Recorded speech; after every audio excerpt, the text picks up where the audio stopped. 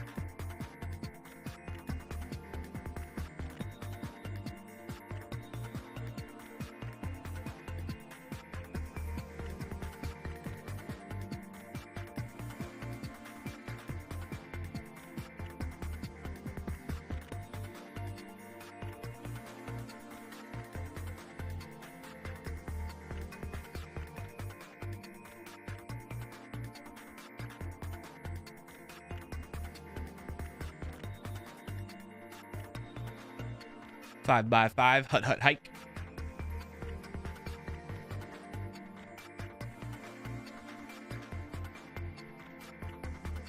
$2 a.m. and didn't go back to sleep, Frackberg? Dude, I'll take a nap. Jeez. Sheesh. At some point, my wife started talking in her sleep. What's up, Pranav? Good to see you. We're getting started soon. We'll be starting soon.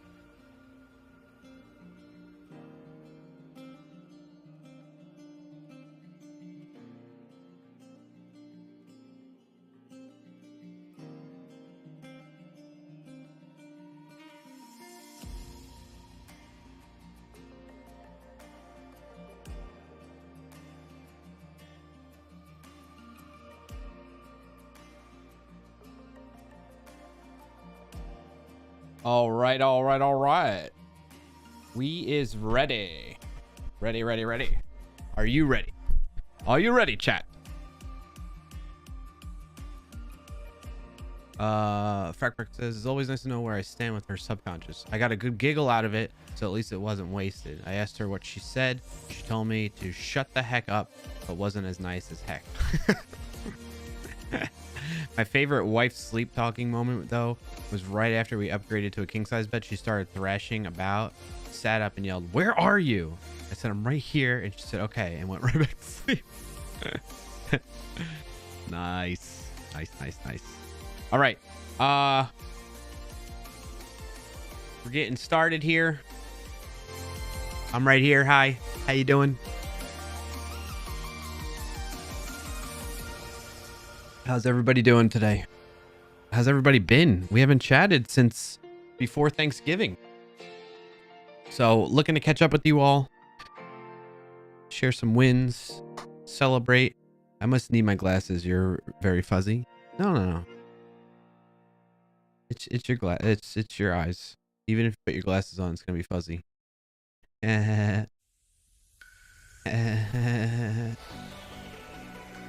Yep. Actually, where are my glasses? I don't know. You tell me. They're your glasses. All right. Let's kick things off. Jim. There you go, buddy. Well, you're almost on it. Come on, Jimmy. This just became Night Coder with the 15 months. Where's my Clarkio? Your Clarkio's right here, buddy. Thank you for that continued support. Appreciate you. 15 heckin' months.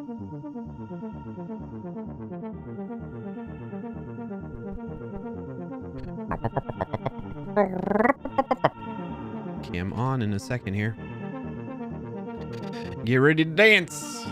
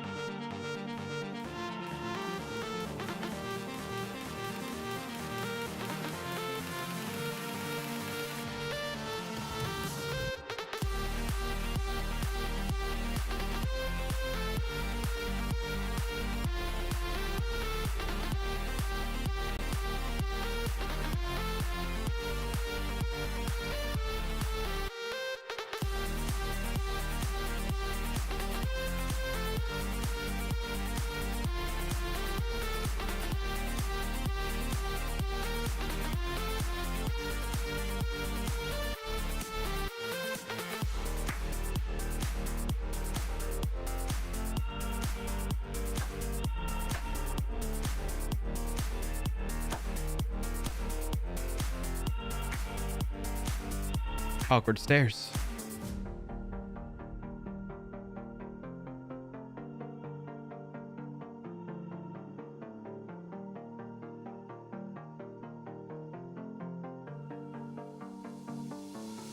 Eyebrow dance.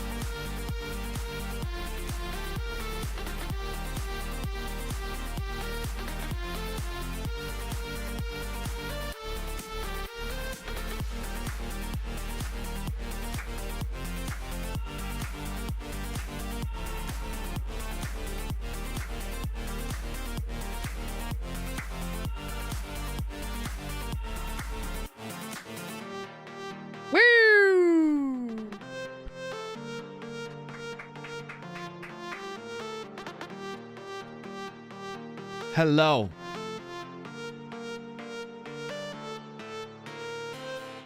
Hello.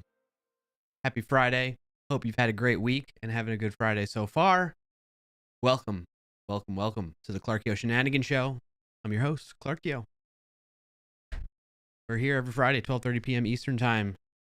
Pretty much every Friday, barring some holidays. Speaking of which, we had Thanksgiving holiday break here in the U.S., so therefore I was not streaming. I was visiting family, having a grand old time, enjoying some festivities, family festivities.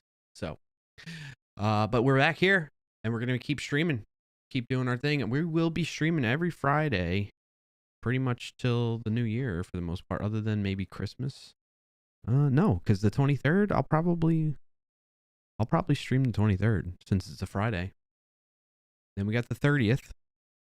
Yeah, the way the dates lay out this year across the days of the week, I think we're good all the way into the new year. So we'll talk logistics and stuff like that. But how are you? Let's get your wins of the weeks queued up. If you don't know what that is, you're new here, you're just tuning in for the first time. We like to do what we call wins of the week. Start off just chatting, warming up the stream. Stream on the spot tells you a little bit more about it, but the idea is let's not dwell on the negative. Let's not be ignorant of the negative and pretend it's not doesn't exist. It's just acknowledge it in the moment. Take some time to deal with the negative, but then let's move on and see what we could be grateful for, kind of thing, right? Try to reflect and focus on some positive stuff too, to balance it out. So in any case, lots of ups and downs for me over the past week since you all last saw me streaming. One, I'm going to start off. It's kind of a sad thing, but it's it's sad, but it's like it's part of life. Our dog Max, our oldest dog Max, he's not passed away, so I'm gonna get that out of the way right away. However, it's looking like he's getting really close, much closer than we anticipated. Him being into that state. So unfortunately, that's been sad news. We found that out not this past Monday, but the previous Monday, right before Thanksgiving. And the vet then, when we had, and I couldn't go to the vet appointment with my wife, so I felt terrible, but I still feel terrible about it, that I wasn't able to be there. But my wife, because I had an obligation I had to go to. I couldn't make it to go to the appointment because he wasn't like eating. His stomach felt stiff. And so we're like, all right, if he's not eating and drinking, something's up, because prior to that, he's been old and kind of like stumbling around and stuff like that, and not his usual perky stuff, or not as perky as he normally is. But he was always eating and drinking fine and going to the bathroom fine. And then he started not to do that, and that's what worried us. So we had a vet appointment not this past Monday, the Monday before. And that's when the vet was like, they did an x-ray and found a tumor, unfortunately, in his abdomen area that's kind of pushing his organs all around, which is why the shape of him is a little bit different than normal. And the vet then was like, yeah, we got to start thinking about end of life care, because this is just not, it's not looking good. And he's so old in the sense that like we're not going to take the chance of like operating on him is going to be more harsh on his body than just letting this thing play its course, kind of thing, take its course and play out. So the vet gave us an estimate of like a week to a week and a half, and it's been well over a week now, and he's doing fine. Like he's back to his old self, kind of thing. So until he starts really, so we got really emotional about it and we were sad, but the win here, okay, that's what I was getting to. The win is he's still alive and kicking and doing well and not showing any signs of us having to necessarily put him down and him passing on anytime soon, at least right now. So maybe we'll have him all the way through the like new year, and that'd be great. So anyway, so that's kind of a loss since the last time we spoke, but also a win in the fact that he's here still alive and kicking and moving around and being his, fairly normal, jolly self. What else? Had a great Thanksgiving with the family. Got to see some extended family on my wife's side that we hadn't seen in a long time. It was great catching up with them, playing games, just doing the normal Thanksgiving holiday type of stuff, watching football and so forth. We brought the kids and the dogs with us, so Max got to spend that holiday with us too, so I'm very grateful for that. That's a win. Excuse you, just FPGA. But get your wins queued up. I see you all chatting in there in the chat room. Just a moment. I'll catch up on that. But yeah. I want to finish out some of the thoughts that I have here, my wins that I got going on, to get you all warmed up as well, and maybe share some wins that you might have in the chat room with us, and we'll celebrate together. What else? I went out on a date with my wife last night, which was nice. It's always nice to do. I'm very grateful for that. The kids are healthy. I'm very grateful for that as well. We're still have our jobs and doing all right with that, considering everything going on in the world. So yeah, lots of wins. Very happy. And I was trying to think if I have any stories to share with you, but maybe as we talk about things, I'll remember. So anyway, how have you all been? It's been 2 weeks since we last streamed and chatted, unless you're in the Discord, in which case in the Discord, speaking of, you go to clarkio.com/Discord. You'll be able to join up there if you'd like. Keep in touch that way. Just FPGA oh, it's actually working today. Oh, wait a minute. Did the camera get moved? There we go. What was it on before? Yeah, you saw like my guitar and everything. Yeah. Silly camera. Tricks are for kids. Okay. There you go. It worked actually. Hey, maybe TTS will work too. Somebody try that out when you get a chance. All right, let me catch up on the chat, see what wins you all got going on. Surly Dev, great to see you. I saw the flashbang go off there. Message from Captain Mythic, fart. Wow, Captain Mythic. Message from just_FPGA, clarkio. Yes. Message from Frackberg, BBB smells funny. Yeah, that sounds about right. That's great. It's working. Nothing has changed, chat. Nothing has changed. And yet these things are working now. All right. I see Surly Dev's first one with the win. Actually, well, Frackberg shared very early on a win. Where was it?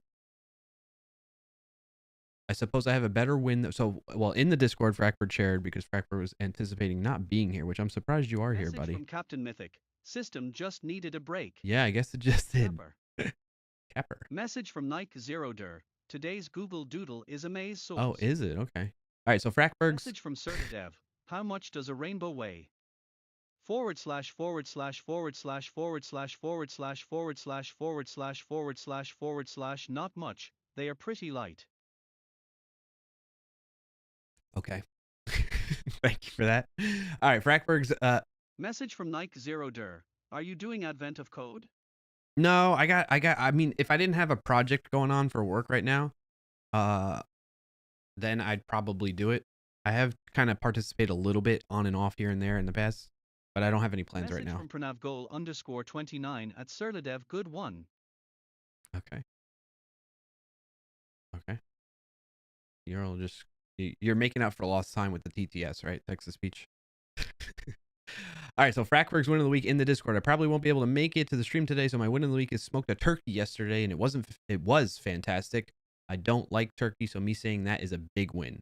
So big round of applause for Frackberg on that. Well done, well done. Happy to hear that. Also, message from Serladev. What do you call a dinosaur fart? A blast from the past. I like that one. You mistimed that fart. Good try, though. Good try. Frackberg's second win of the week was it wasn't really a win of the week as much as it was a win of the month. I managed to successfully complete my no spend challenge for November. Basically, I didn't spend any money that wasn't directly related to my bills. Wow, that's a good challenge. I never thought about doing that. I feel like I do pretty well. Like I probably go like a week without spending things. You got me really thinking now and reflecting. I don't know that I've ever gone a month without spending on things that are out, just not normal bills and just sustenance, food, water, you know? That sounds better than No Nut November. Yeah, I agree. And you know what? I didn't participate in No Nut November. I ate lots of nuts. Pistachio nuts are, I think I shared this on past stream. Pistachio nuts are like my fave. I hate that they're so expensive. But sometimes you can get a good deal on them. 2 bags of nuts for the price of one. You know, like buy one, get one kind of thing, or buy 2, get the 3rd free sometimes. Or just straight up a discount on the bag of nuts. So, yeah, that does sound a lot better to me. But yeah, congrats on that, Frackberg. That's amazing. Now you got me thinking I would like to try that sometime. Although like right now is not, I mean, that's actually a great month to do it, right? November, because well, actually it's a tough month to do it in because of like the Black Friday stuff, like and Cyber Monday. Here's one thing I'll say. I think it's 2 years in a row for me now where I've looked at what was on sale and searched around for Black Friday and Cyber Monday deals, but I did not actually purchase anything. So I feel Message from grateful for that. Dev. What do you get if you put a sheep on a trampoline? A woolly jumper. Well played, well played. Like it. So yeah, very, very happy about that too. But that's so I was gonna say November is a pretty good strategically month to do the no spending November, let's call it that, no spend November, because of like the Black Friday holiday and all those commercial holidays basically to try and get you to buy more. But then also that sets you up so that you've saved up quite a bit to pay for gifts for other family members and whatnot for December that you might be doing for the holidays then, right? That's cool. Good idea. Nice job, Frackberg. Congrats to you. All right. What other wins of the week do we got in the chat here? I see Surly Dev shared, made it here for the opening dance. That's a win. Okay, I'll take that. However, Surly Dev adds, the remix of Clarkio chair dancing to Barbie Girl is still the funniest thing I've seen in months. You know, do we still have it?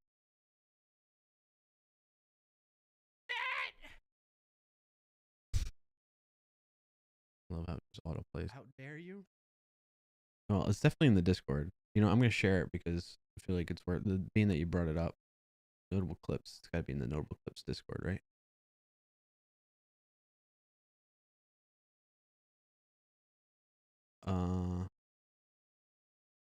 Did we decide if it's like safe to listen to? Too late. Oh, this is just me reacting to it. You have to go to the Discord to see the video. God. That's so good. You have to go to the Discord. Have to line it up, but it's like, sorry. You gotta go to the Discord to see the video. It's in there. Clarkio, Come On Barbie by Surly Dev. Go check it out. Join the Discord, go to the Notable Clips channel under streaming, and you'll find it there. It's on the Twitch clip channel and Discord. Yeah, it's 10 seconds long and got Aqua Barbie Girl playing. Yep. What's up? It's Hap. Welcome in. Good to see you. Glad to have you here. Cool. Jim, background music. Okay, so thank you for sharing that win of the week and congrats on that, Surly Dev. Happy for you.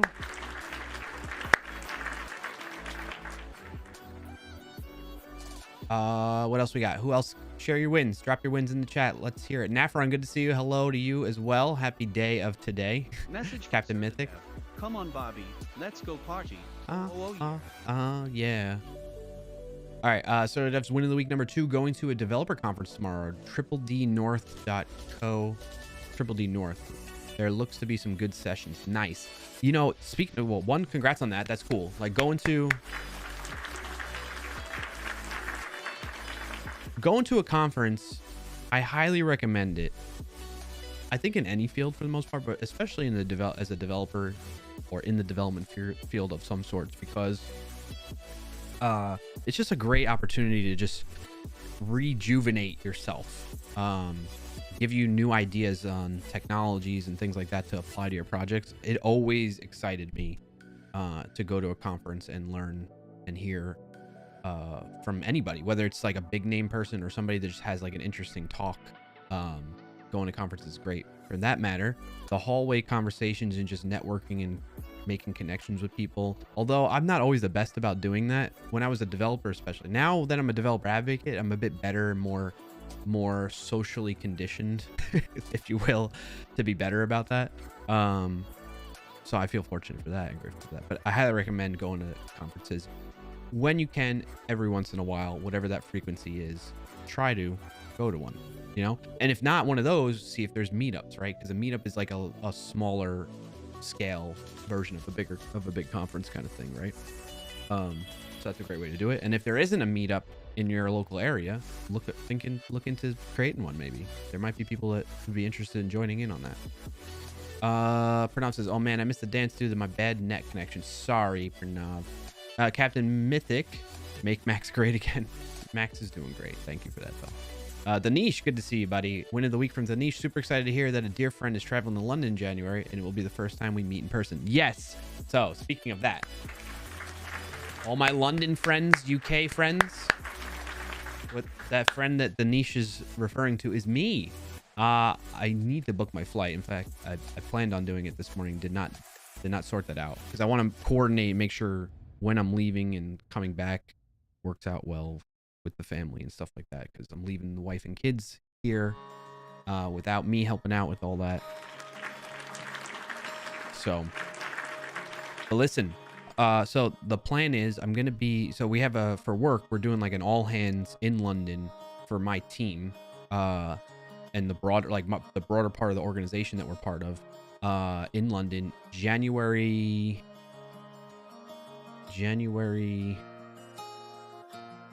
15th to like the 19th, 20th. Okay. So if you're in the London area or vicinity and you want to meet up, let me know. I don't know what my schedule is going to be like with work, because it sounds like they're going to have like a jam-packed agenda throughout the day and sometimes in the evenings.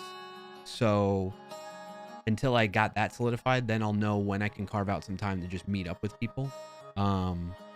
But I'm sharing that with you all in case you're in the area. I'd love to meet up with you and connect in person. So let me know. Hit me up in the Discord or on social media and DMs or something like that, whatever you feel comfortable with.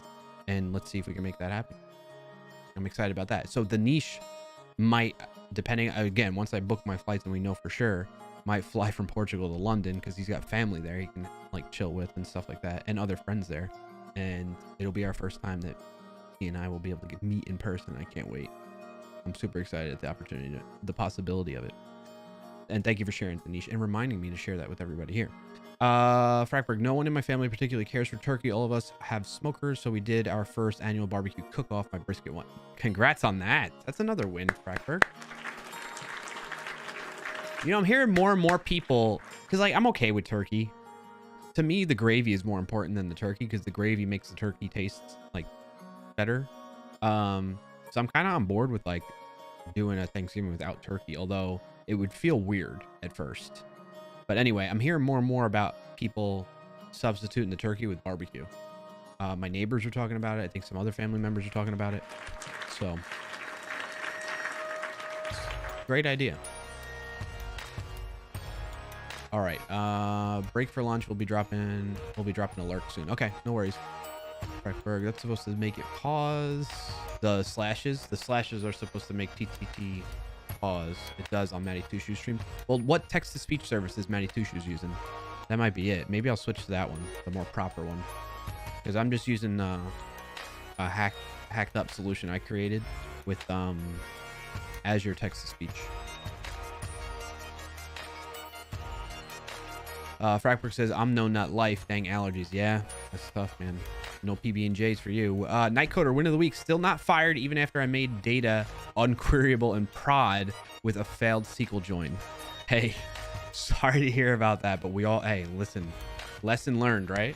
That's a good lesson to learn. Talk about on-the-job training, Nightcoder.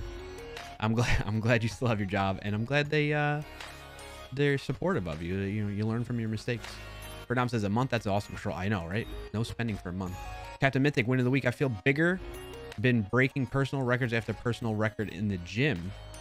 Not sure if there's something in the food or water, but I do not want it to stop. Hey, congrats on that, Captain Mythic. Well done. Happy for you.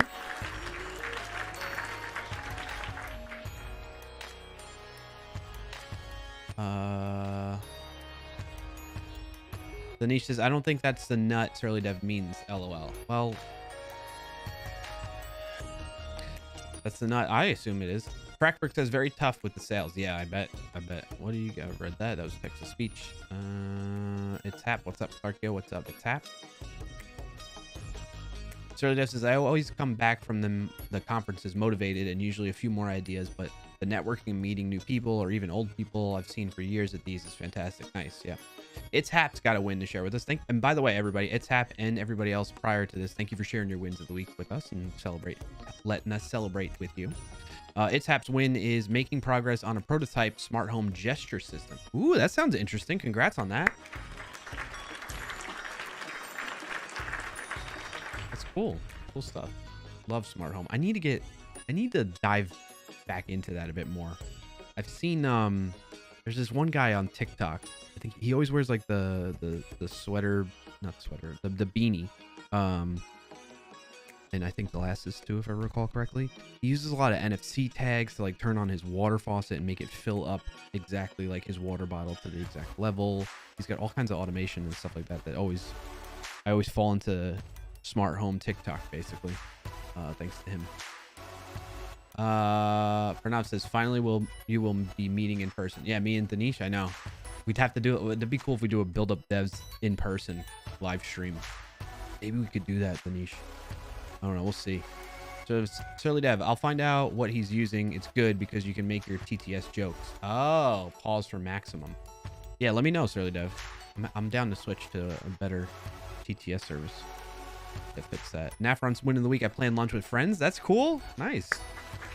Like friends that you see fairly frequently, or friends that you haven't seen in a while, or maybe a mix. Either way, that's good. Glad to hear that. Frackbrick says, I got deep into home automation. Now I'm slowly replacing it all with regular stuff again. Wait, really? Why? The home automation stuff was getting frustrating for the rest of the fam? That's the one challenge I've had. Like, for instance, it's only one thing, hassle and cost. Yeah. I mean, once you have it, though, how's it? You've already paid the cost, right? So now you're paying more to replace it back. I'm not sure I understand the cost part of it, but the hassle I can understand. I mean, the cost in initially, yeah, but like you're saying, you already have it, right? Home automation stuff. So the one hassle and trying to get other family members, it's not even other family members because we don't touch this switch. I have this one switch that's for a light above my sink, and we use that as like a night light in the house because it's like it's in the center of our house essentially. And that way, if we have to get up in the middle of the night or whatever, walk around the house, you can still see a little bit. And so I keep that one on. It's a LifeX bulb, and that one is scheduled and like set up to be at like the warmest temperature color in Kelvin temperature, and on the lowest possible brightness. Okay. However, if you flip the switch, like if you cut the power to it to like 5 times so quickly, it like resets the whole thing. I don't know who's doing this or why they're switching it on and off so much. But it's usually happening when we have somebody here watching our dogs while we're gone, or, you know, they're just people staying in the house with us, and they're handling that at night, or I don't know. I've never witnessed it happen. It's usually like while I'm gone, and then we come back and then that light is out and I have to reset it again or get it back configured again because it's tied to a physical normal switch for the light above the sink. Keep in mind, the main, so we have recessed lighting in the kit, and it's one of those recessed lighting bulbs over the sink, but then there's another set of 6 lights which are not internet connected lights, that are recessed lighting that is actually used for lighting the kitchen. The one is just for over the sink, which is pretty close to the other 6, which are bright enough so that even if you didn't turn the one over the sink on or have it on, you could see fine with the other 6 recessed lighting light bulbs in the kitchen. So I've yet to witness it, but I'm so confused as to why that switch gets fumbled with so much to the point that it turns it off. Anyway, I digress. All the other home automation stuff that people have been fine. Like they'll use the Amazon device to like turn things on and off or whatnot. But yeah.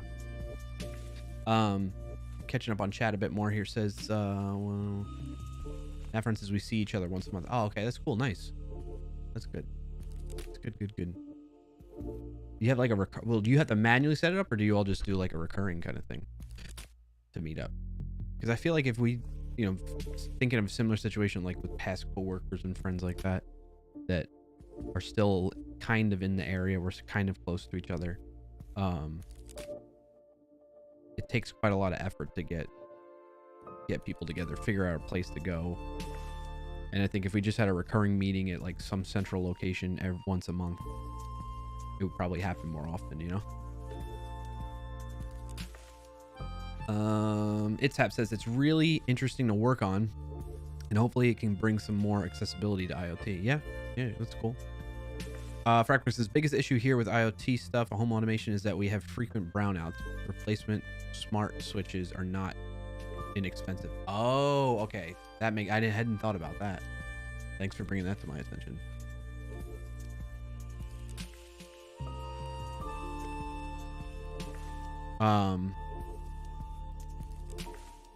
Captain Mythos says, I mean, I've converted my house. Dang thing keeps breaking with updates. So just never update. Fragment says, I don't know who's doing it now. He has toddlers. They can't reach that switch, bud. And they don't ever really go to turn on the kitchen. In fact, if they go to turn on the kitchen lights, it's the bigger set, the 6 lights, and not that one over the... No, they can't. I'm telling you, they can't. Don't lie to yourself. I'm telling you, they're not messing with that light switch. It's not the kids. It's Max messing with you? No. Can you imagine? Pranav says, LifeX cool. Looked into webhooks application and the unlimited possibilities around it. Just insane what we can do with a little coding and all. Yeah. Yeah. M. Huggins, happy Friday to you as well. Welcome in. Happy to have you here. What's your win of the week? If you got one to share with us. No pressure otherwise. So Surly Dev says, do they move a chair by any chance? My oldest is starting to do that, I would say now. My youngest is seeing her do that and starting to get up, move chairs a little bit around, but starting to want to sit on chairs instead of... We have like this one chair with like a... It's called a bumbo, I think. It's like a booster seat on top of the chair that's strapped into the chair so it doesn't go anywhere. And then we could strap her into that booster seat thing so she doesn't fall off the chair. And she's starting to get to a point where she doesn't like sitting in that anymore. And she wants to sit in the big kid chair, like a normal chair like the rest of us. So she'll like... I'm going to do a reenactment maybe. Let's see if I can do this here. Let me switch to this view. No, this one. All right. So I'm going to try and reenact how my youngest tries to climb onto the kitchen chairs. Or she does successfully. Grabs on, her body probably comes up to the... Body comes up to here. Grabs on. And slides first. And then does this a lot. There.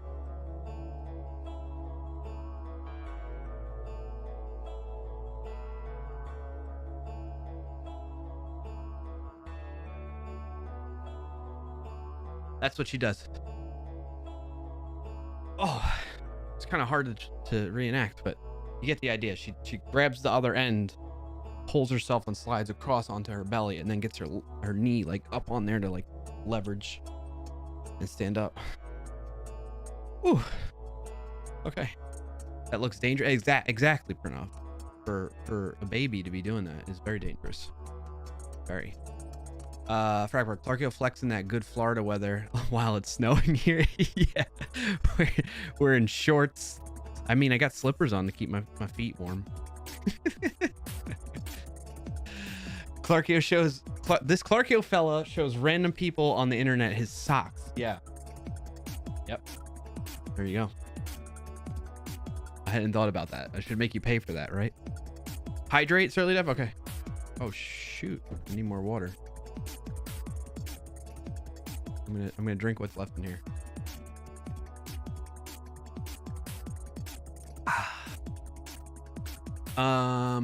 Nice socks, thank you, Captain Mythic.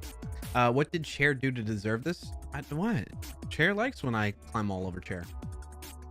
M. Huggins says, I built this with Astro and Netlify Edge functions. I said functions instead of wait, yeah, that is functions. Why am I thinking I'm saying it wrong? Edge functions. Let's see.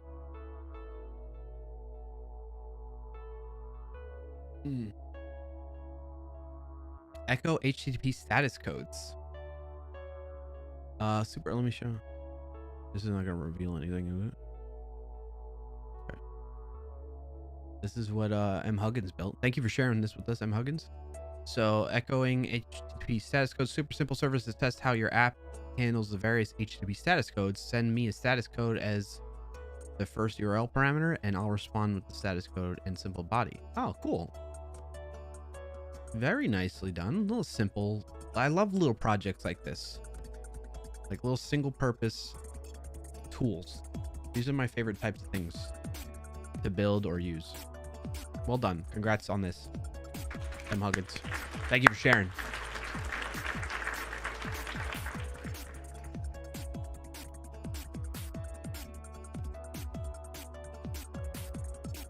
Oh, I opened up the wrong thing.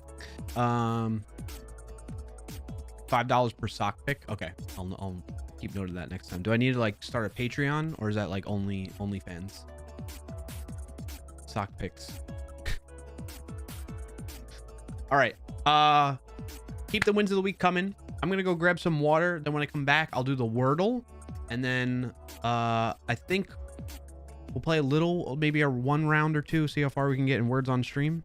But I really want to dive into the work on the project. So speaking of, let me give you all the logistics for today, right? So let's close it out here for the just chatting portion of the stream. We're going to get into playing the word games to do for today. And then we'll get into the technical topic, which is going to be recurring now because we have this event that we're doing for work called the Big Fix event. I work at Sneak, and myself and the team on the developer relations team, along with other people outside of our team, helped put together this event earlier this year, and we're putting it on again next year for February.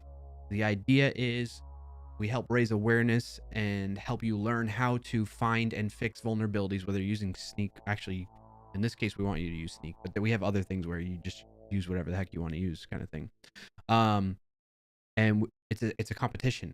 So the more vulnerabilities you find and fix in your projects, the more points you get, and there'll be a leaderboard and there'll be prizes that you win. And so we're really excited about that. I already started working on this thing on stream, last stream, which was 2 weeks ago. And we're going to continue on that. There's things that have changed off stream with a colleague of mine that I'm working with on this project too, that I'll update you all on, but that's what we're going to be focused on when we get into the technical topic today. And I want to make some progress on that. I have certain things objectives that I want to try and achieve in today's stream so that I can go into next week feeling confident that we're making the right progress we need to make. So that said, let's pause for a moment. I'm going to go refill my waters. Thanks to Surly Dev for redeeming the hydrate to make me aware of that. And then we'll go into all that. Sound good? If so, I hope you stick around and hang out. If not, totally understand. Use your time wisely. Maybe I'll see you next time. Have a good rest of your Friday and weekend. I'll be right back.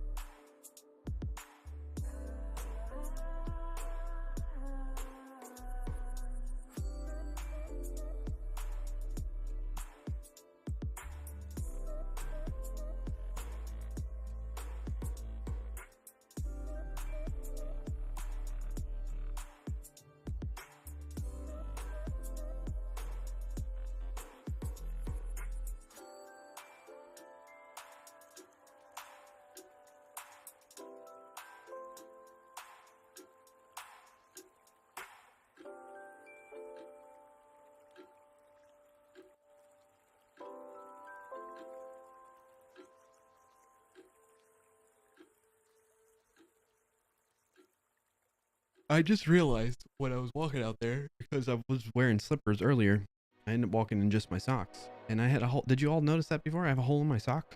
One of my socks. Wild and crazy. All right. So, how we doing?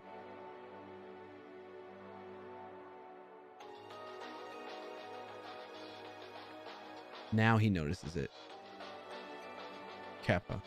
Cool. Hoping to learn something? Nice. Okay, Pranav. This is not the Clarkio after Darkio that I was expecting. Wait, what? What? It was a clone of this guy mainly because this is M. Huggins, because this one kept crashing on me. Oh, HTTP.status. Okay. I think it's dealer's choice at this point. For what? Oh, for the service to use. Okay. All right, let's play Wordle. switch screens. Chat, I won't be looking at you. Why is applause going right now?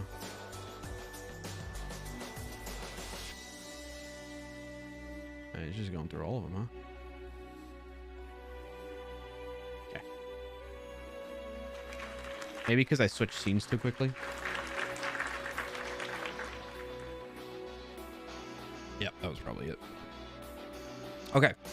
All right, starting off what we always start off with, farts. If you're new here, new to Wordle, that is, it's a game where you got to guess what the word is. There's a hidden word every 24 hours. You get 6 chances, but you want to try and guess it in as little chances as possible, or little tries as possible.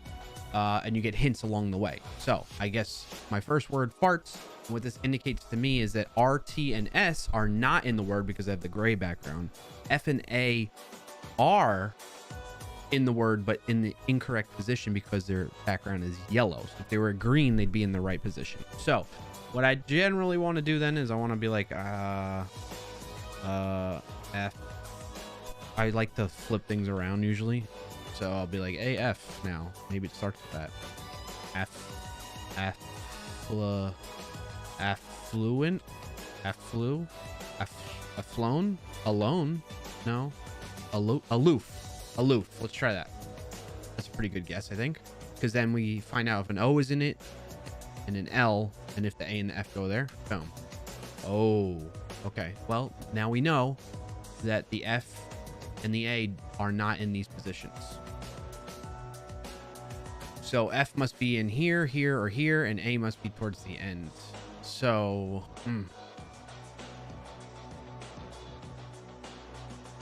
I want to get more vowels out of the way here. So,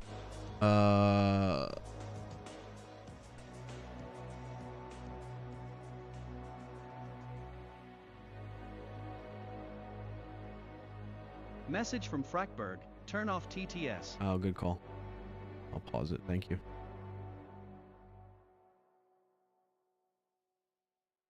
All right. Let's see here.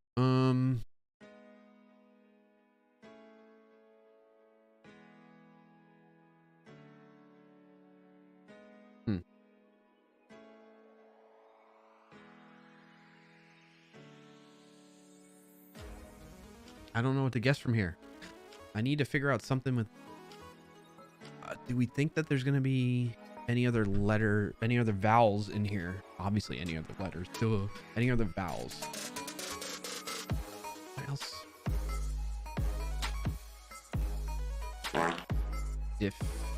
Diffan?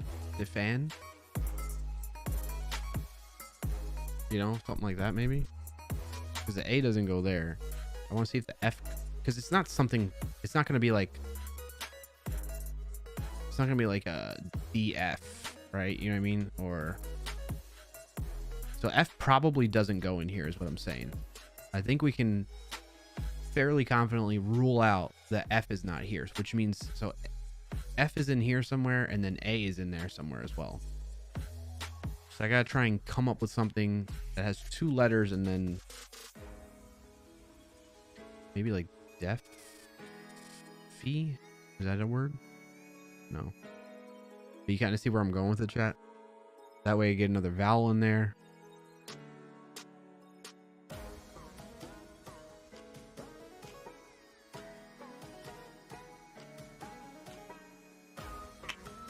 Man.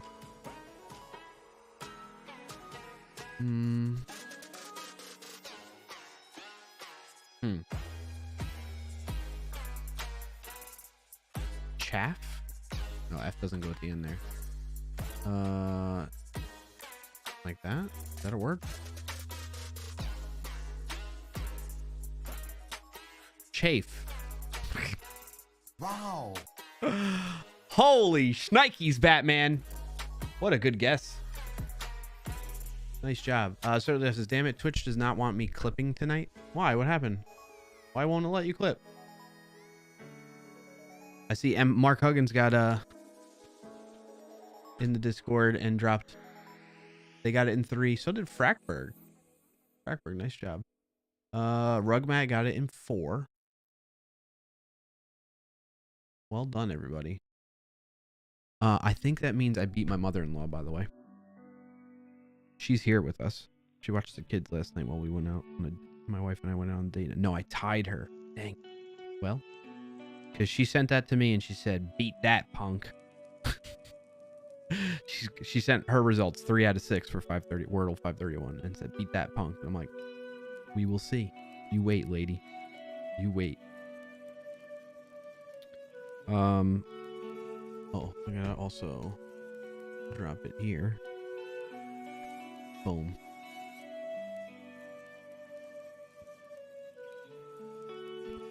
All right, where'd it go?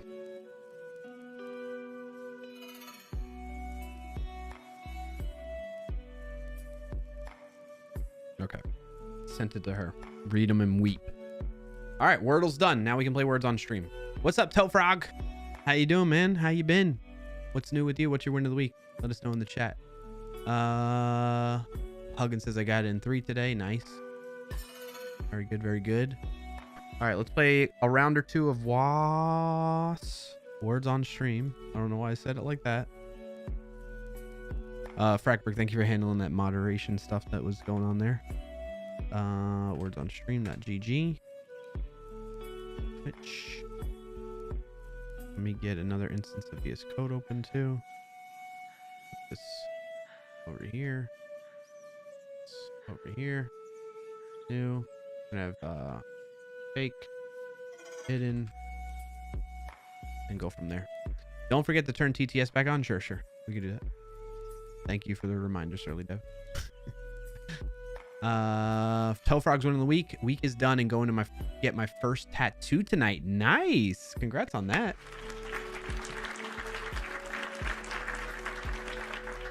Captain Mythic says TTS doesn't work anymore. It should work now. Oh, you mean like turning it off and back on? It might not work now. You might be right. Toe Frog, what kind of tattoo are you getting? Like a big tattoo? Where are you getting it? Tell me more. Because I've been toying with the idea. Not gonna lie. Message from Captain Mythic. Testing. Farts. There you go. Fragberg says, Toe Frog, good luck. My wife has several and likes to poke me about not having any. She didn't like my reply that tattoos are lifetime commitments. Yeah, that's true. Plus, like, what are the health side effects of getting tattoos? Message from Sertadev. Where's he getting it? At the tattoo parlor, probably. Yeah, all right. Let me rephrase that question, Sertadev. Where on your body are you going to have the tattoo put? Huggins says, I thought that was how you fix stuff. Wait, what? Turn it off and on again? Yeah, I know. You're right. You're right. Probably the skin. Okay. What body part is going to receive the ink in your skin? Is that how else do you all want me to describe this? Tofrog knows what I'm talking about. Fragberg bans himself.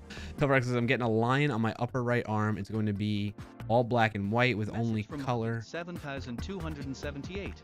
The sarcasm is strong today. It really is. I come back from a break and it's all this pent up trolling that people didn't get to let out last week.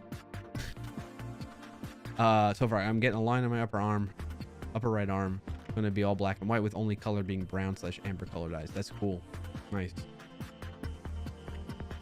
Like, so the two things that I'm contemplating with it is like, what's significant enough that I want to commit to on my body for the rest of my life, and 2, what are the health ramifications? And I guess 3 is like, I don't really go well with needles. Me and needles don't really mesh well.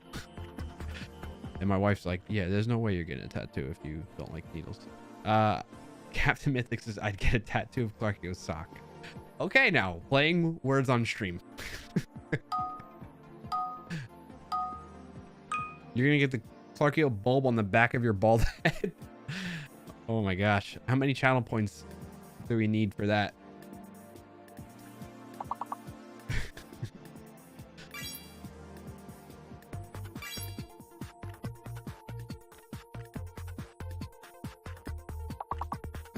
Huggins, you're locked until the unlock point. That's why that mine didn't work.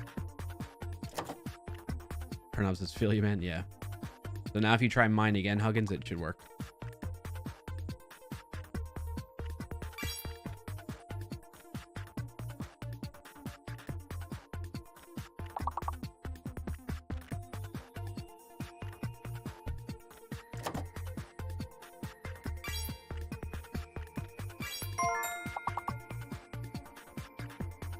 His Eminence Huggins with the big word.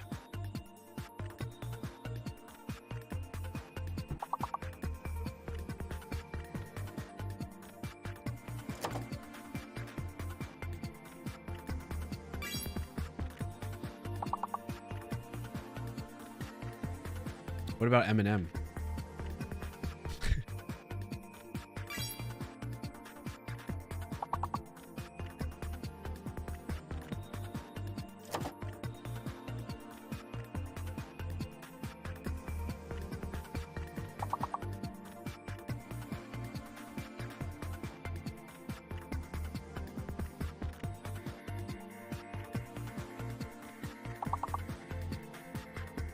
There's something that comes after nice alphabetically, 4-letter word.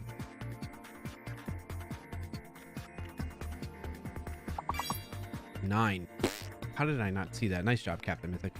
All right, so something alphabetically before mints. I mean, we scored enough there.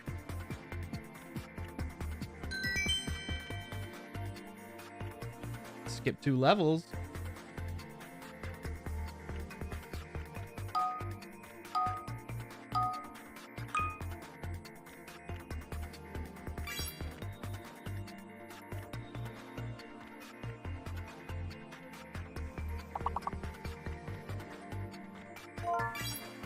Doubtful. Nice. Huggins.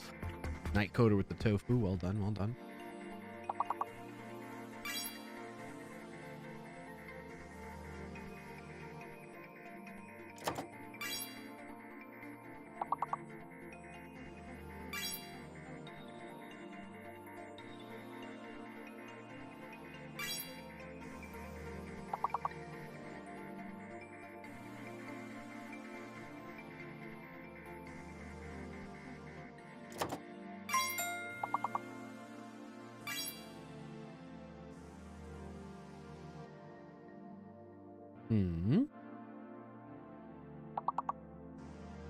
What's that 6-letter word?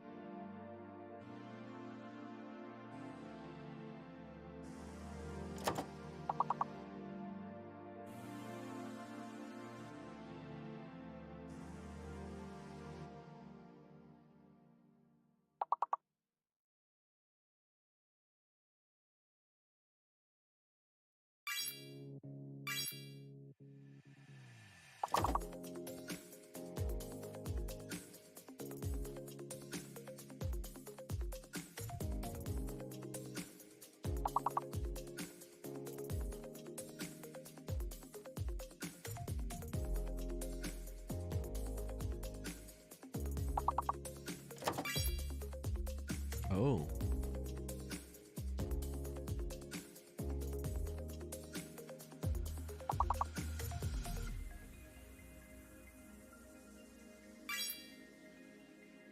Adults. Nice, nice, nice.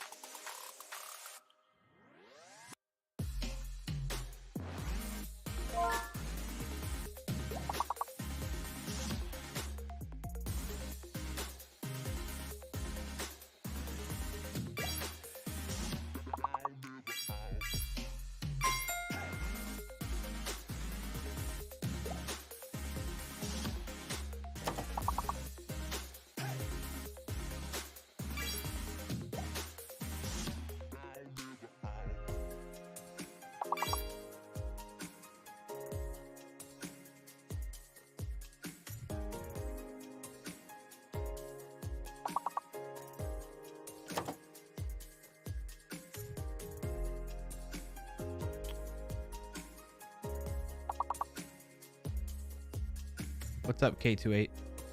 Welcome in. Card house. I don't know. I'm gonna deny that one. I don't. What? Why is that? I don't know. I'll let it. Let's see. Welcome in, card house. Ions. Nice. All right. One more 5-letter word.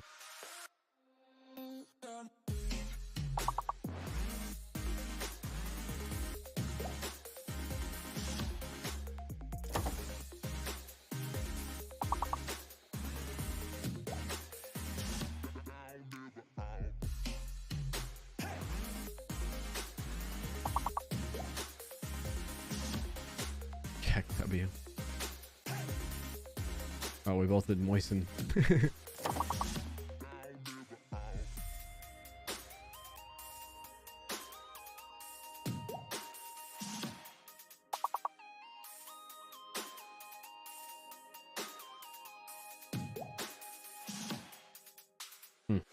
Wonder what it was. Those are 6 letters? No, it's 5. Oh, the words. Yeah. What's up, Dubsman? Welcome in.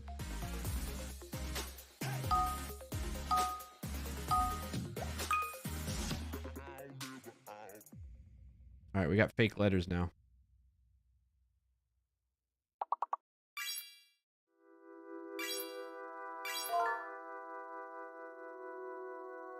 Maybe R is fake.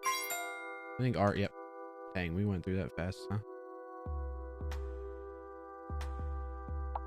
Let me try nice. Somebody try scene. SCINE. And pine. P-I. Oh, we already got pine. Nice job, Prackberg. We got line. LINE. That's the last one. Line. Boom. Well done, chat. Continue.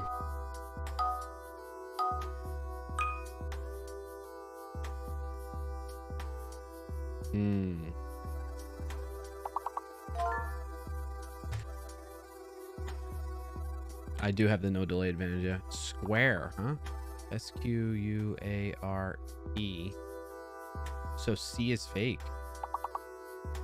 Wow.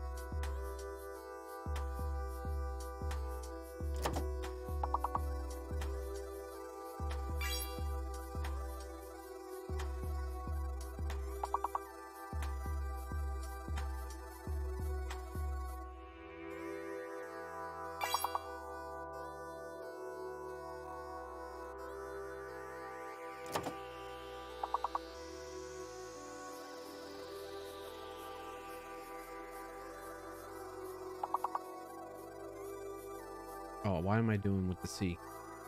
I'm guessing words with the C.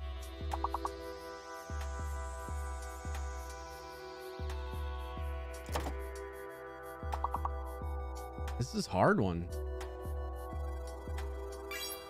Oh, I just was thinking sure as well. K28. All right, we need 6 more points. Maybe one more word. Yeah. Oh, we still need one more word. Dang.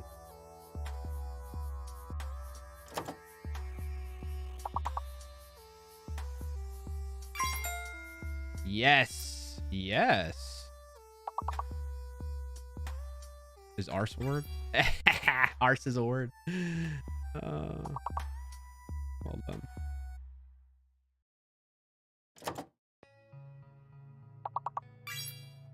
Queers. Q. Q.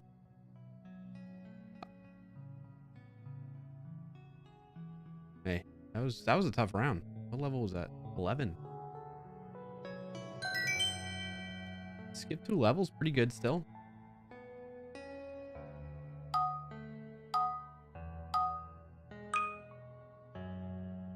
Oh, we got hidden and fake now.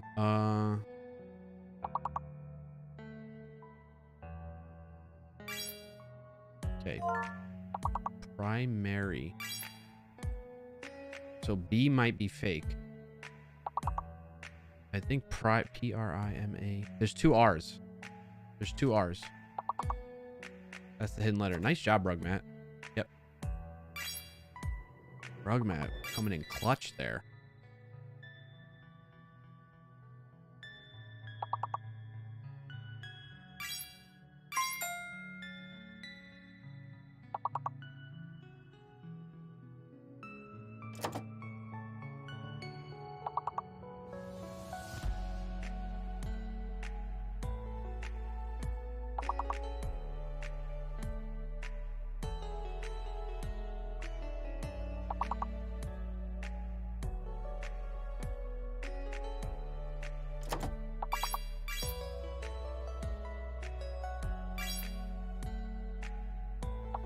All right, something alphabetically. It's a 4-letter word between army and pair, and then prim and ramp.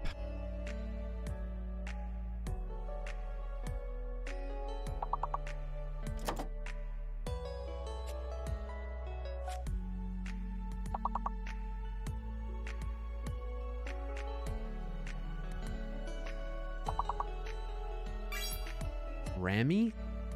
Wow. Never thought about that.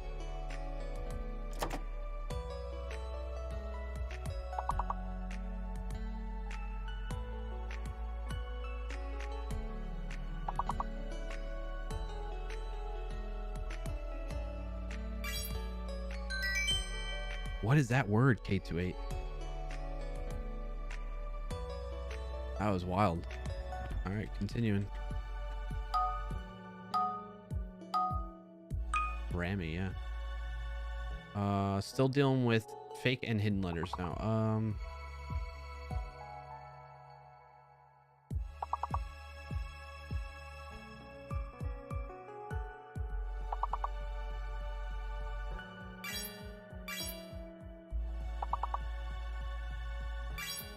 right, so J is fake, right?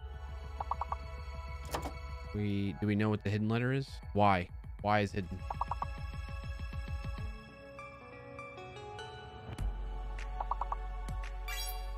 Y is hidden. Y is hidden. J is fake.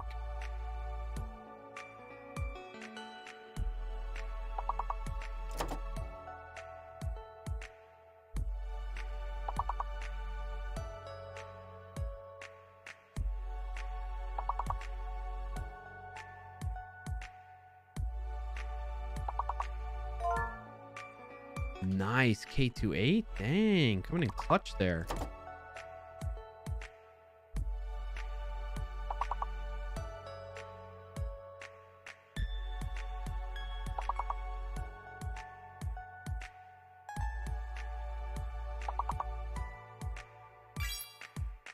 RT Rugmat, nice. We need a lot of points still, chat. Dang. I can't think of any stray. Okay.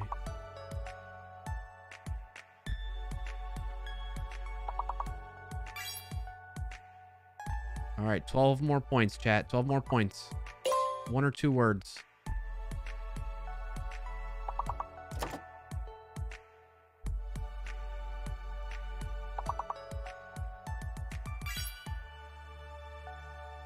One more word. One more word. Just throw anything out there. Make up words. Make up words. Come on, chat. Come on. It's level 16. It always gets us. Oh. Level 16 seems to be the toughest level for us to get past.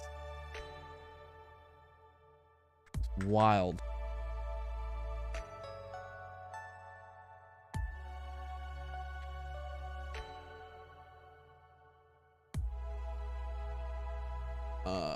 All right. Again, we'll play one more. I failed you, streamer.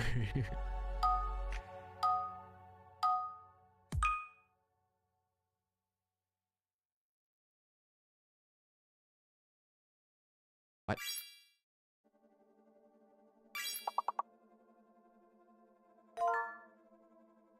Nice. K28.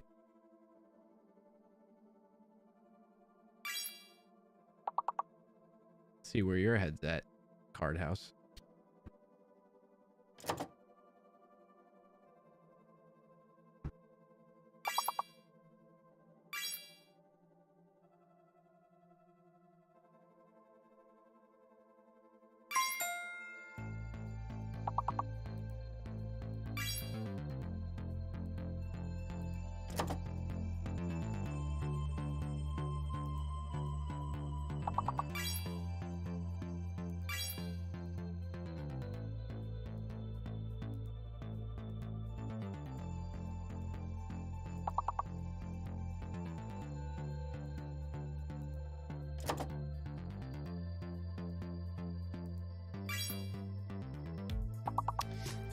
Words.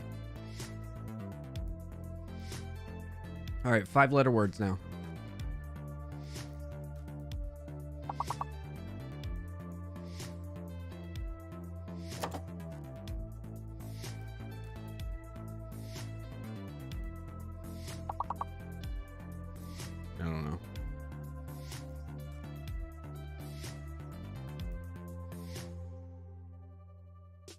Wrecked.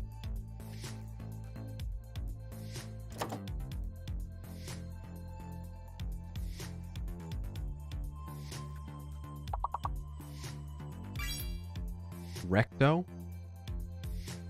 You made that up.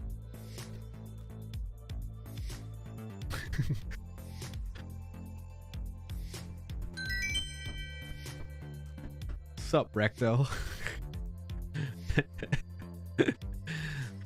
Recto. Recto Patronus.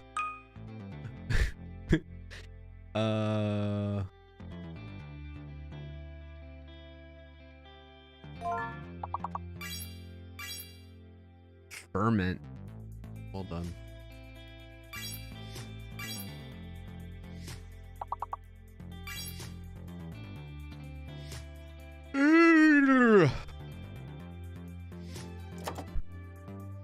Teeth. What about teeth?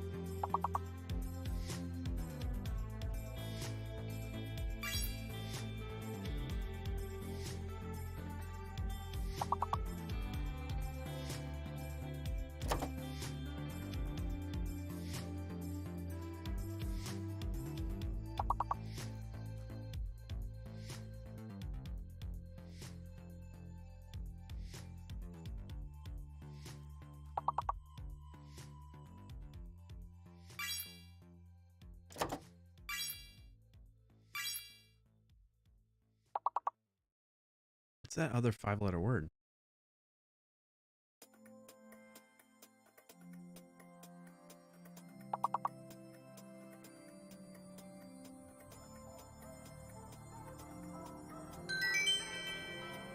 Meme? Was meme in there, maybe? No, there's not two M's, right? Nice job, chat. We're doing a good job together. Way to go, team.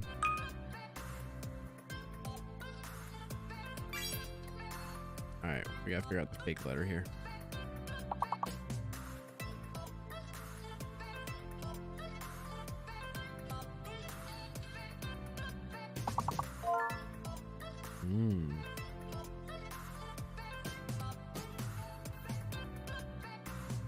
You got an ad hugging? Sorry.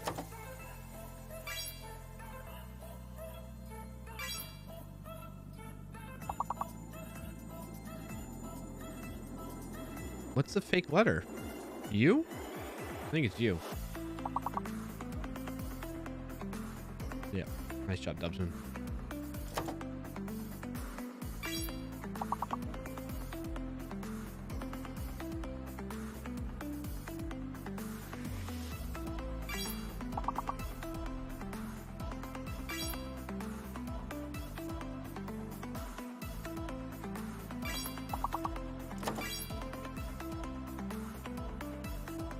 Is bane a word? B-A-N-E?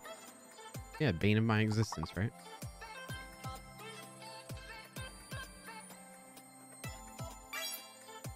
Canal.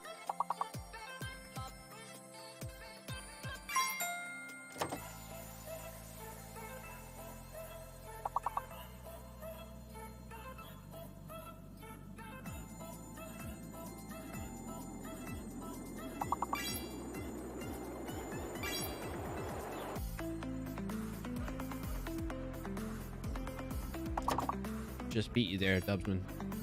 Lance. Nice job, Surly Dub.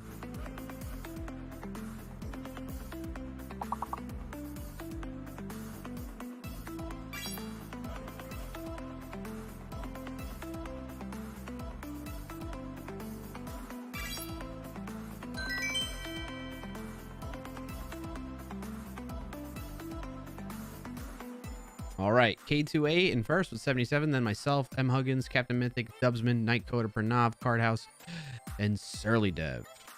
Great job, folks. Let's keep it up. Level 10.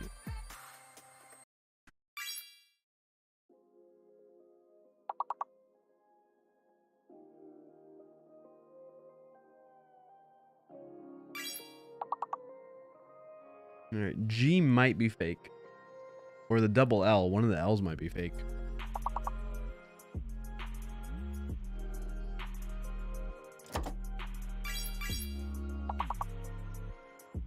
Have we gotten anything with a double L yet? It's either the G is fake. Yep. Okay. That just confirmed it with taller.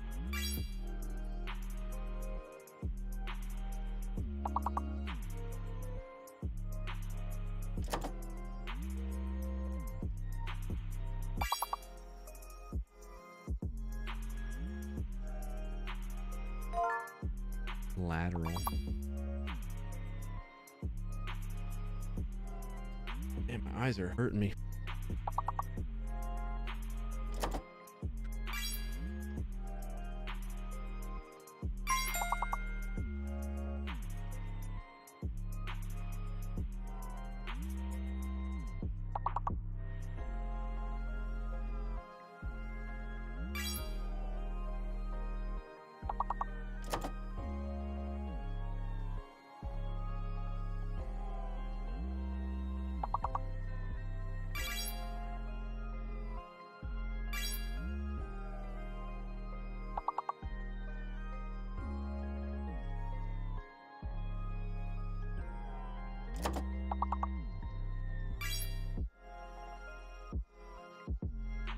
All right, now we're up to 5-letter words. Alphabetically between alert and alter, and then alter and later.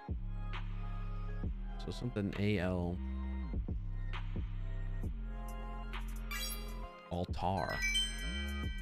Altar. Alter and altar. I'm not even really pronouncing that right. Oh, man, it's hitting me. Whee! All right, hidden and fake. Hidden and fake. X-ray. Yeah, we both went. Ian Douglas, good to see you. We both had the same idea. Altar is like at church. Yeah. No, I got you. I just wasn't really pronouncing it quite right.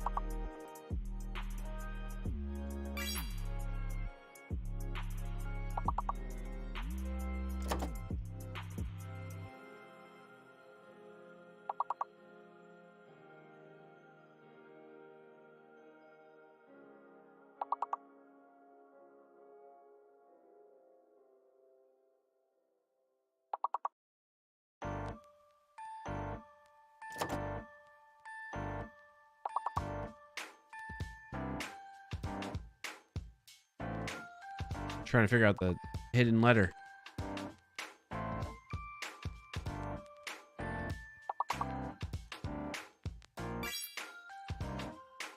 N is hidden. N is hidden. N is hidden.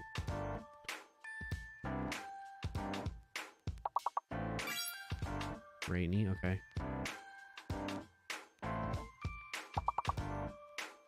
I'm assuming X is fake, right? Urinary. Well, way to go, Nightcoder. Way to go. X has got to be fake.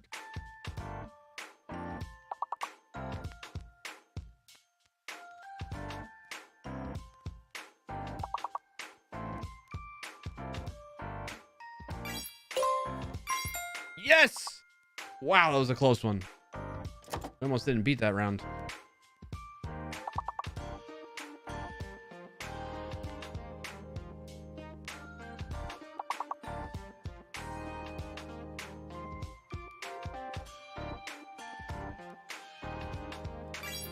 Woo! Nary. Skip 2 levels. Level 15. So we're not going to level 16 at least, which is usually the one that gets us. Yeah, that was definitely a hard one. Way to go, chat. Way to go. Oh, wow. Okay. What?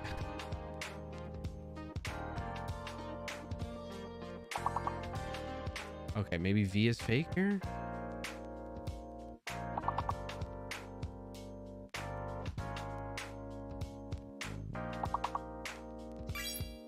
safe. S-A-F-E. Okay.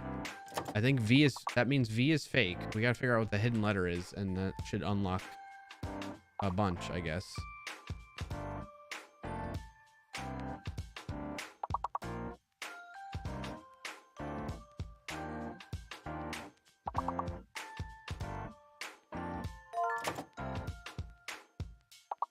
T is hidden. T is hidden.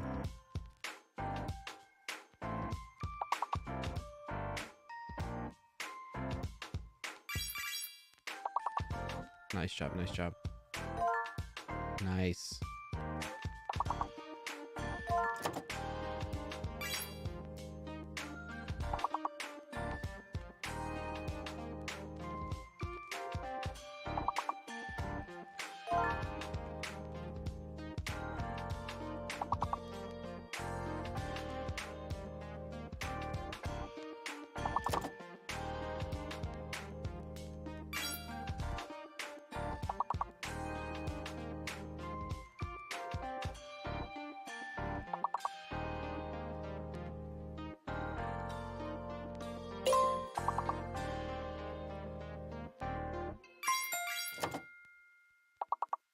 Nice job. I was just stun locked right there. That whole round. I didn't get anything. I didn't get what, no words were coming to mind until after I saw the words you all were saying and they're popping in there. Nice job though. We're probably gonna skip 3, skip 2. Okay, so we're at least going over level 16. Right on level 17. This is our best one for today. Well done, chat. Let's see if we can get closer to our record of level 27/28. Okay, now we have more letters. This is better to me.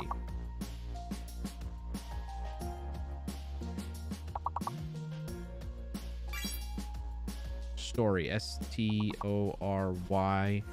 So the O or the E or the I might be fake. E or the I is fake. Store. Somebody try store. Anybody do that yet?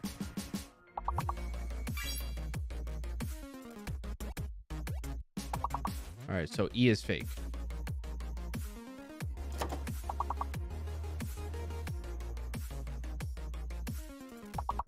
Hoist. Aha, H is hidden.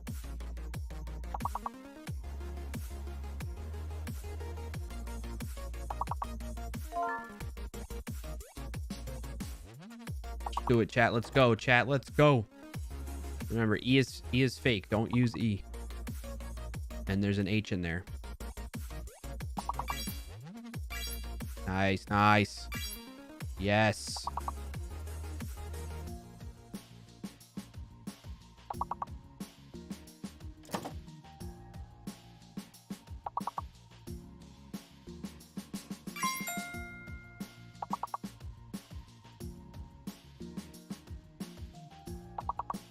Shirty? Really? Oh, hoisty. No, I'm just like, well, let's try it, right? If shirty worked, what about hoisty? I feel like there's a R. There's got to be an R and another S. 5-letter word. Anyway, nice job, chat. I helped us figure out the hidden letter at least on that round. Slacking. All right, level 18. Here we come. Yeah, roadie is good. Yeah, I love me some roadie. Only 5-letter words.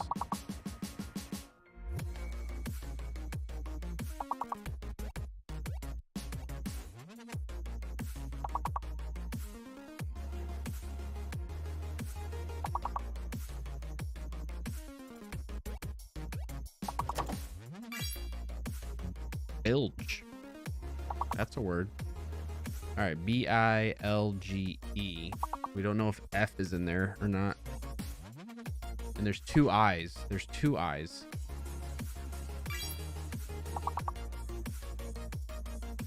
All right, we know there's 2 E's. One of the I's might be fake. Or the F. I or F is fake.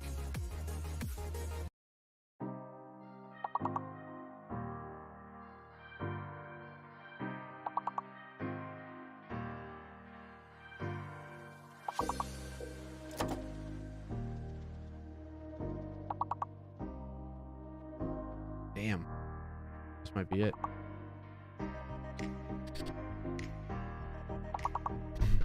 Liger. Beige. I think it's I. The second I is fake, I'm pretty sure. We don't know what the hidden letter is, though. That's what's been getting us here.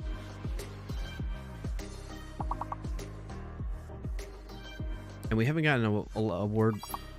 Flight should work, right? Belie. Okay, F is fake. Okay. And L is hidden. L is hidden. How did I not see that earlier? L is hidden. Good grief. Oh my gosh. One more, chat.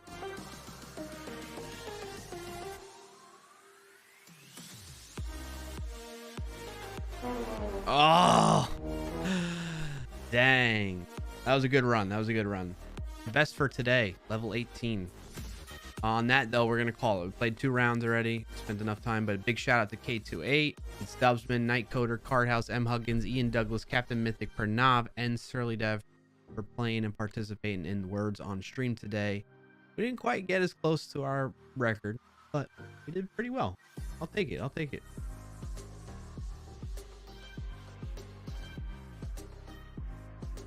Nicely done. Nicely done. No. K28.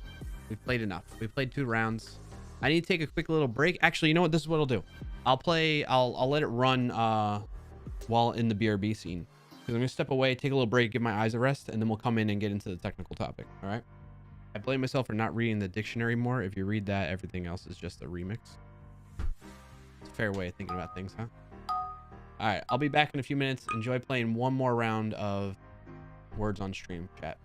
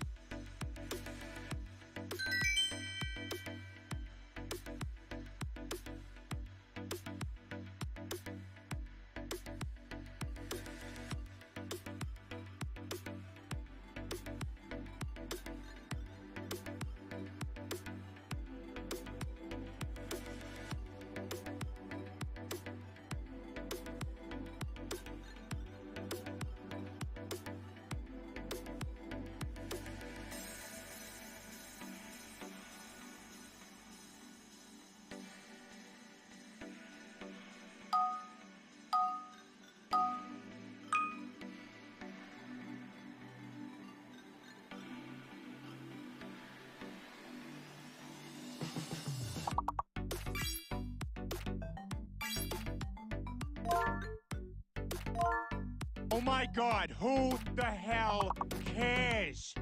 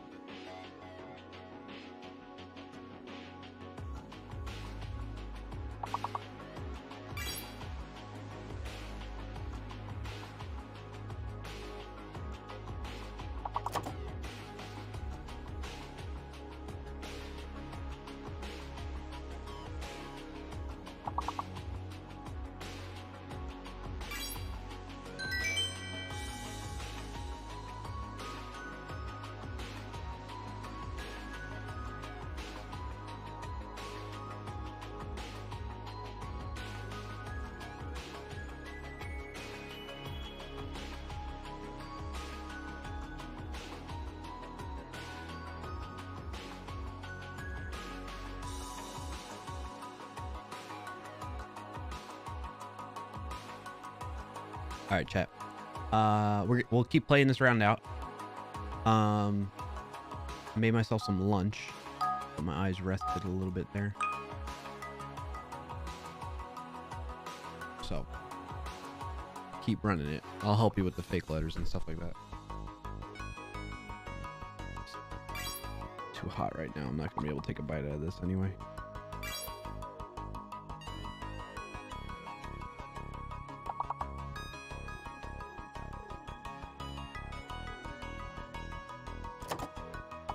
Actually, while you all are doing this, I'm going to go back to BRB.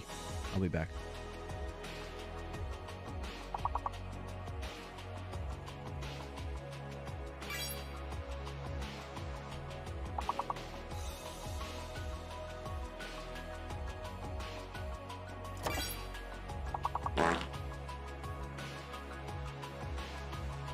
Get good, Brian.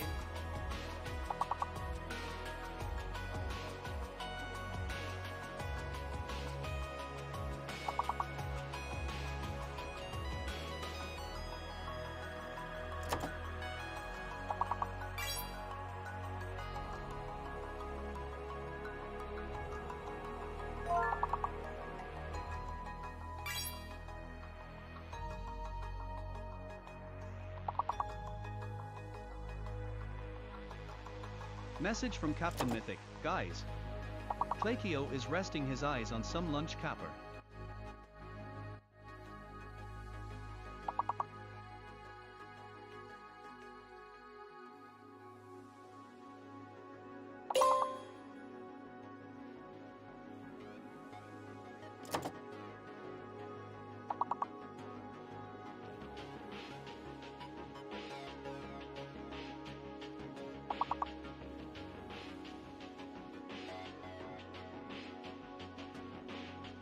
Message from Captain Mythic. What are you eating? We must know.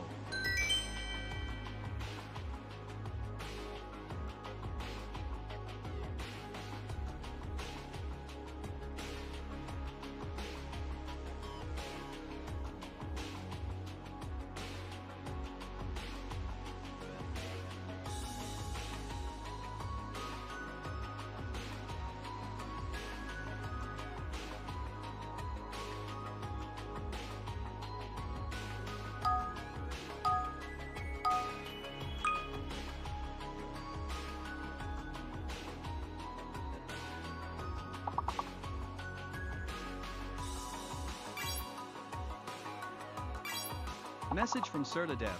I hope you washed your hands before you prepared your food. Mum, I can smell my sausages from downstairs.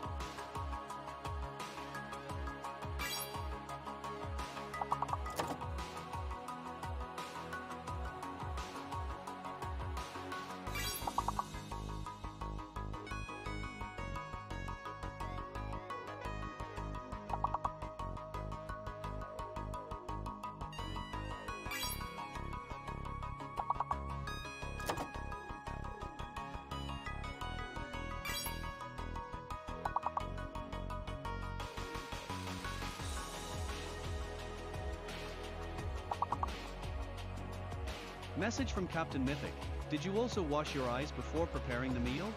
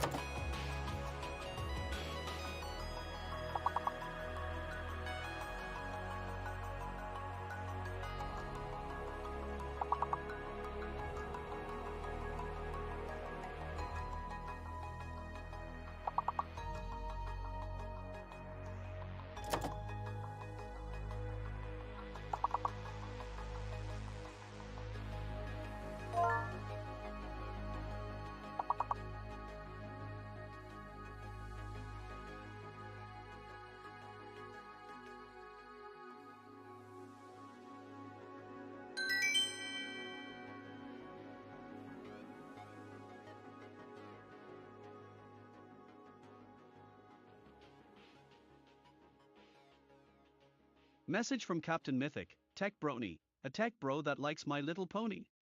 Is that how it works?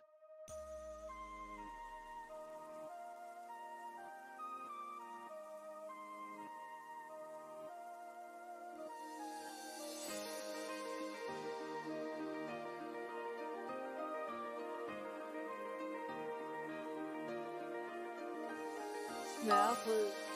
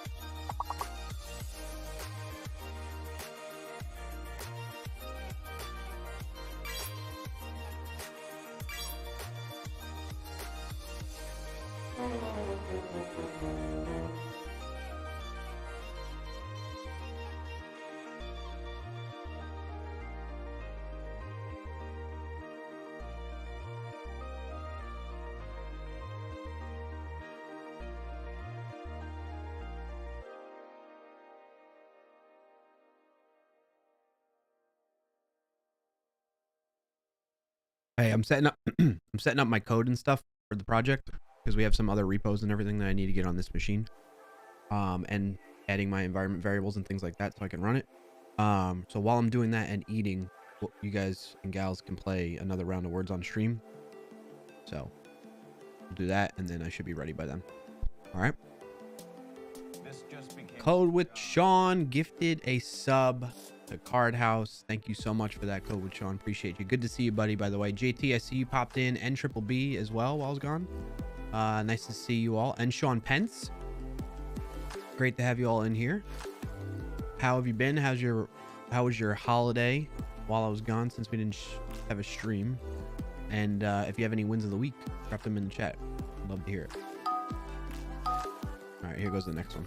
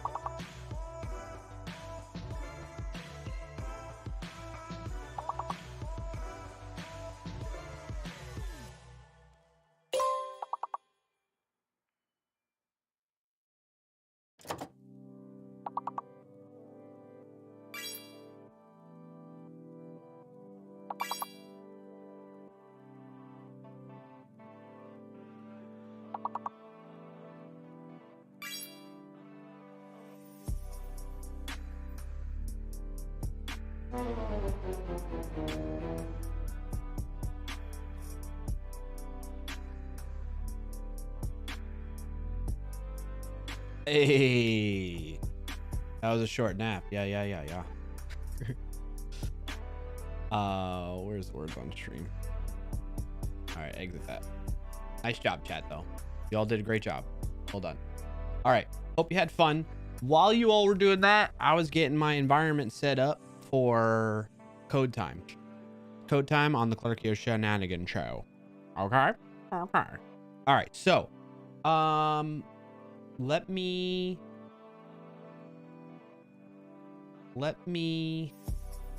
catch everybody up. Thank you for the flashbangs, early dev. 2, 1. Thank you for the high five and the smack. One, I'll catch you. I want to catch you all up on and give you context on the project so we can get everybody on the same page as we learn through this. But before that, I want to say hi to some folks that joined. FBI, open up! Squeeze me. That joined since code time is best time at par with other times. Yeah. Barry Dwena, good to see you. Sean Pence, I see popped in here. Triple B popped in. Code with Sean Hellraiser. Anybody else I'm missing that kind of joined in the middle of that? If you were here playing and doing that stuff, thank you for being here. Hope you're doing well, having a great week and a great Friday.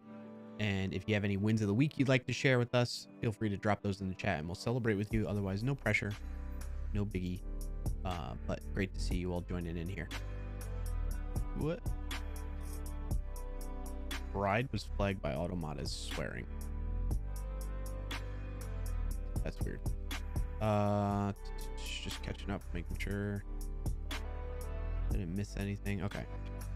So, hey, Barry doing it. Yeah, nice emotes. Oh, Chain Be Light and Chain Be Hyper. Love it, love it, love it. So, not found. Not found. That's a problem. But let me catch everybody up on what the project is.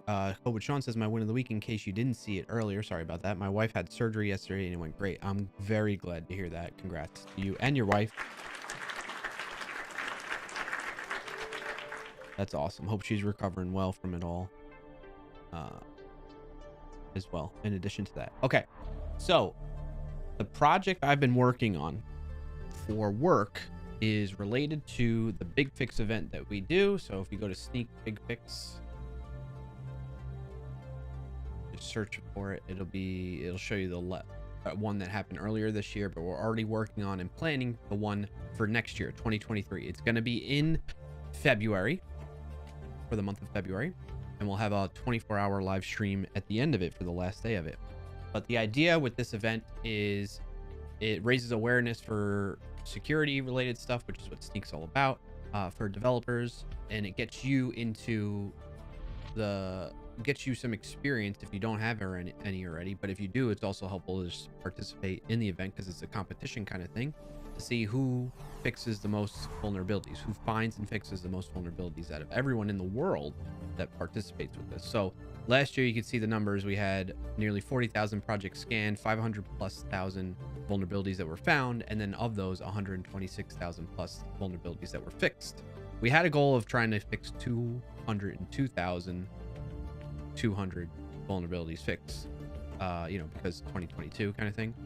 We didn't quite reach that though, but that's okay. We did pretty good for the first instance of it. So, and we had talks that happened on the last day as well. We did that in that 24-hour live stream, but that's the event I'm talking about. So now that everybody's on the same page regarding the event, what I'm building with another colleague of mine is we're iterating on this whole thing. Last year, we didn't quite have like a leaderboard. We just had this, and this is where we would show the latest stats of people's fixes.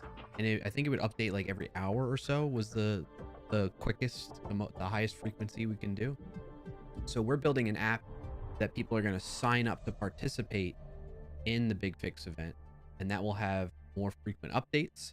That will allow you to see your score, your individual score. That will allow you to see the leaderboard and where you line up on the leaderboard. Where we last left off in the previous stream, I had just gotten a proof of concept done in working where we had passwordless login via an email link using Auth0, and then authorizing access to your Sneak app using the Sneak apps stuff that we were learning about. What has happened since then, and let me demo that. Let me pause there and demo that kind of really quick. Before I do that, let me make sure I'm not showing environment variables because I was working on that off stream. Good thing I did this because my environment variables are showing right now. Yikes. And this one as well. So we're going to close that.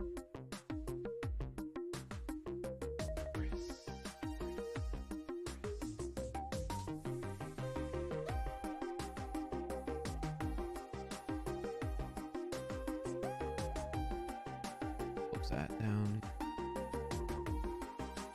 that. Can you explain a little more on how you integrate this? Also, does it scan for known issues? Sure. I'll dive into. Thank you for the question, Captain Mythic, and I'll dive into that.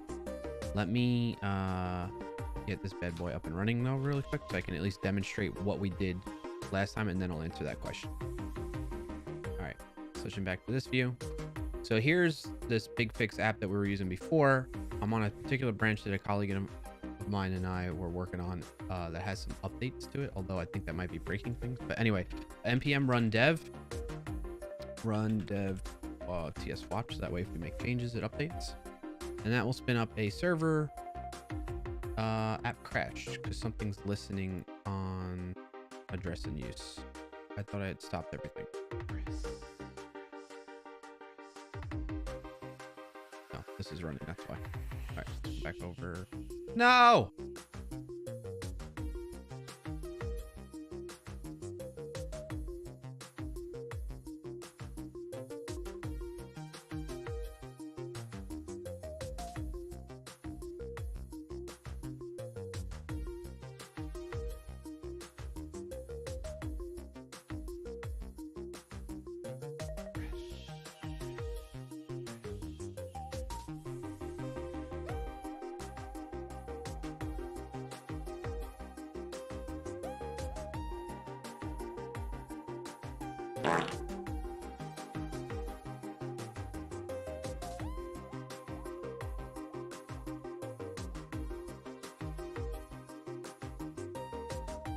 Hold on.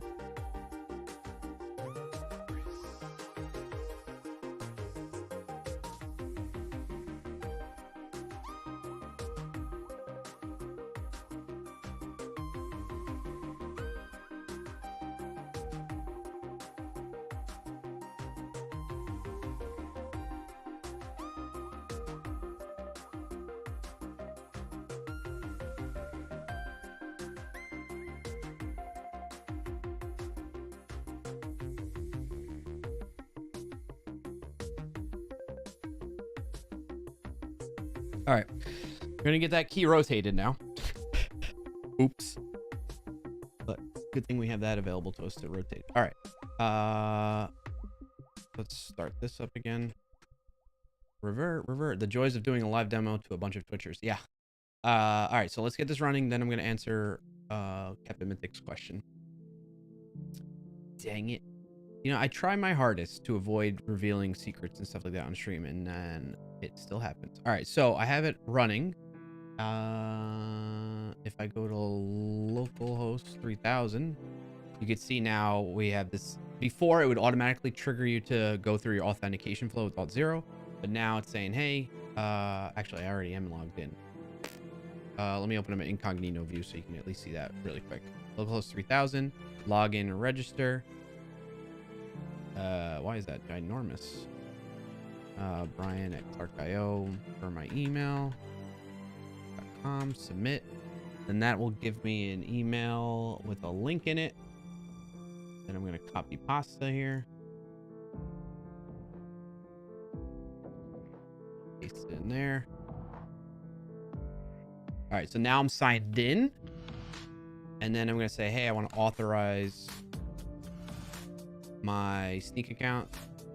And then I would click on that and go through that. I'm not going to go through that right now, but I can go through it in here. Authorize it here because I'm already logged into my GitHub account, and that's why I quickly like flashed like that in front of you. Then I'm going to choose, I want just my clarkio organization in Sneak. I'm going to grant it app access, and then we have success, which is great. I'm very happy about that. The next step from here here now is then I can list the projects that are in there. And I think last time on stream we added this where you can see the different levels of vulnerabilities, the severity levels of vulnerabilities and issue counts. So the idea would be I can, as a participant of the event of the Big Fix, and maybe this will help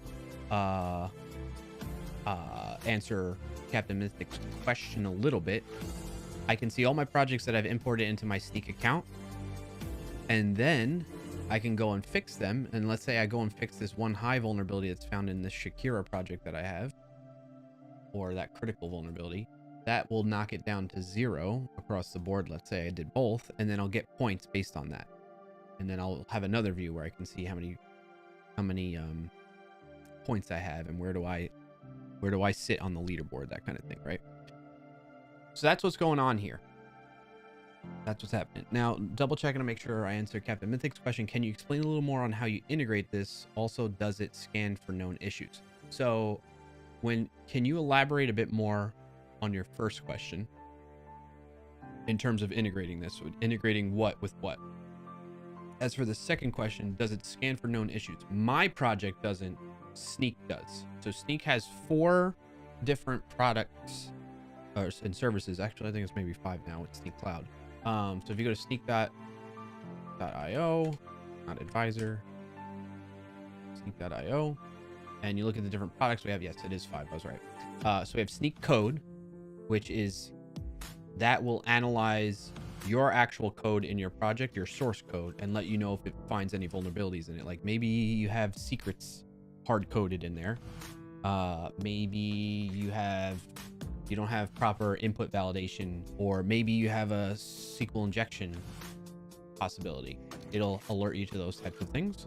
Then we have Sneak Open Source, which is what actively monitors, depending on how you hook in Sneak into your project, but that will monitor your open source dependencies. So in this case, for a Node application, your package JSON, and let you know of vulnerabilities in the versions of those dependencies that you're relying on and what to do to fix that.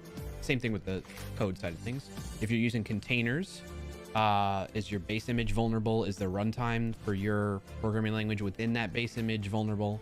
It'll alert you to those types of things. Infrastructure as code, if you misconfigure something there, or you put secrets directly in your YAML files and so forth. I'm not as familiar with that one. And then Sneak Cloud, making sure your cloud environment is secure. You don't have any cloud misconfigurations as well. So that's all the different products that Sneak offers. Any project that you import into Sneak that's using any of these products that we offer will be, let me show you like my dashboard for a second. So it'll you import them either adding like this, and you say like all my projects are up on GitHub, but you could also use the CLI, or you can use another like GitLab, Bitbucket, Azure repos, whatever your source control management system might be. You can pull stuff in that way. Anyway, so I've imported all these projects into my Sneak account already. Here's vulnerable projects. What's a good one? Like my chatbot has 1 critical, 1 high vulnerability. I can click on that and see what they are. I can learn more about what they are. What do I need to do to fix them? I need to upgrade to that version of engine.io. For this one, I need to upgrade to socket parser either 333, so I could npm install locally on my machine that newer version, test it out, make sure it's working, and then push it up to my main branch. Or I can create a PR and have Sneak hook up to that. There's many different ways. You can go through all the weeds on that, but I don't want to spend too much time on it right now. But I could go and fix these, and then that will show up on the app side of things. Not there, but where were we? In here. And then I'll see that severity count go down, kind of thing. Does that help answer the question a little bit, Captain Mythic? That's what I mean. How would you hook Sneak in your projects? Yeah, okay. So this is how you do it. You got to go into Sneak separately from this big fix app that we're building. Add your projects into Sneak so Sneak will monitor it and that kind of thing. And tell you of the vulnerabilities that are there. And we use that information. Like my big fix app talks to Sneak directly through the Sneak API and so forth. And lets me, sorry, colleagues messaging me about some things on the side. So I talk to the Sneak API to get this information and do the authorization on your behalf to your Sneak account, kind of thing, right? Hope that helps. Barry Dwena says, so someone can prepare an advanced project with huge number of vulnerabilities with a script to quickly fix them all to better position on the leaderboard. What are the prizes? That's a good point. There is that possibility that somebody could do that, but I think we'd be able to notice that, and we could, there will be human side of things to check to see for stuff like that. We don't have any automatic stuff, but that's a good point that you bring up. There's nothing to stop somebody from doing that necessarily right now. And then what are the prizes? That hasn't been sorted out yet. last year, to give you an idea, we gave away swag, we gave away books. Those are the two things that stood out. If you just participated, so very much like Hacktoberfest, where if you submit enough PRs, you get the Hacktoberfest swag that you can submit for. It's a similar kind of approach with our Big Fix event. If you participate in the Big Fix, you get a Big Fix branded shirt, just like you would get a Hacktoberfest shirt. So all you have to do is find and fix like at least one vulnerability kind of thing, sign up for the Big Fix kind of thing, and you'll be able to redeem to get a free shirt. Yeah, no problem, Barry Duina. Captain Mythic says, how often do the tests run once implemented? So that depends on your configuration. I mean, you can manually test, like, so I'm in this project and you'll see there's a button right here that says retest now. So within the app, I can do that. I think I have it configured for Sneak to automatically test on a daily basis for some projects, on a weekly basis for other projects. So it's up to your settings. For that, let me see if I can show you this really quick. Let me hide my screen first.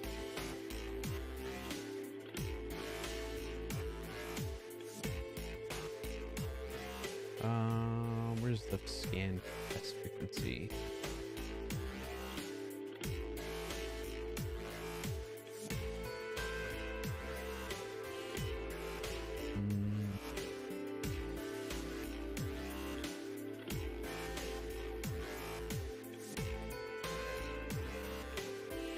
Trying to remember where that setting is. Oh, it's right here. All right, let me switch back so you can see what I'm talking about. All right, so I'm in my settings. I go to usage so I can see how much I've been using. I don't know what I have that's private manifest really that's being scanned. I need to double check on that. But basically, if you have public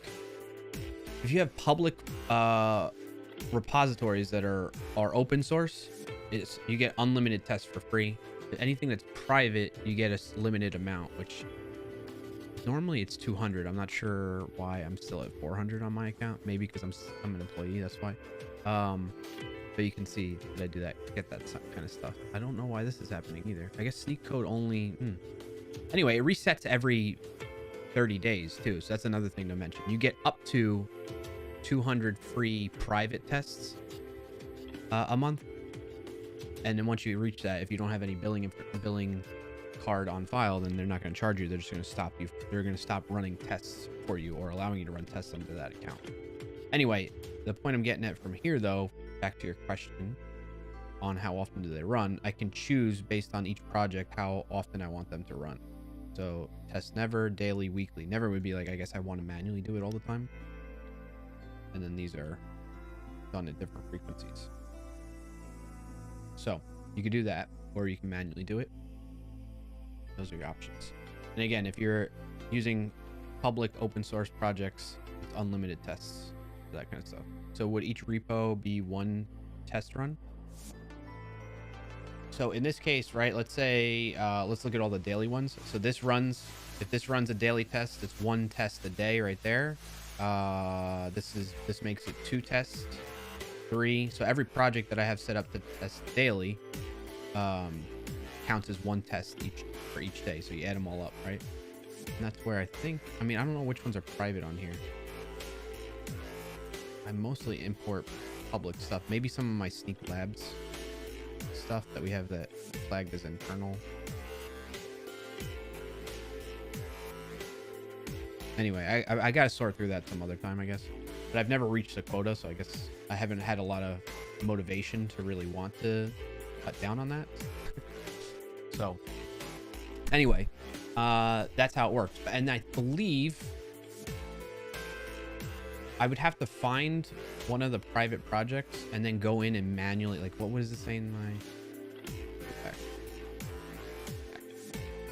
So it said I had 99 out of 401 tests. Is there a way I can see which projects are private? Filter. Without issues, maybe.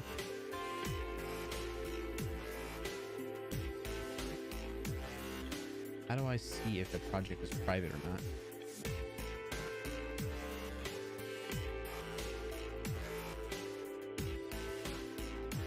All right, I have 27 targets, meaning 27 projects, I guess. Target. Okay.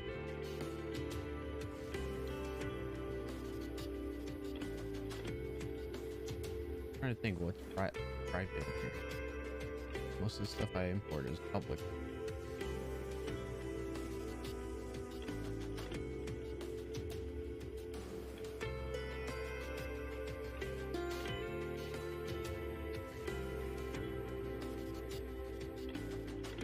What just happened?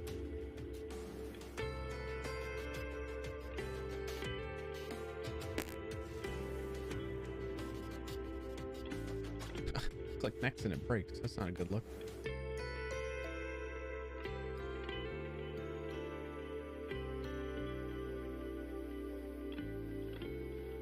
There's got to be a way to see which ones are private. Anyway, what I was planning on doing is if I would, let's say this one was private, I'd go into like that and I'd say let's retest now, and then we can go back to my usage and we should see it hit 100 on that, because every time I run a test that would count there too. Captain Mythic says, by the way, what's the basis for the vulnerabilities? What does it scan it against? So that's so for open source, for in particular, sneak.io / vulndb. Oh, that's not the right vulndb.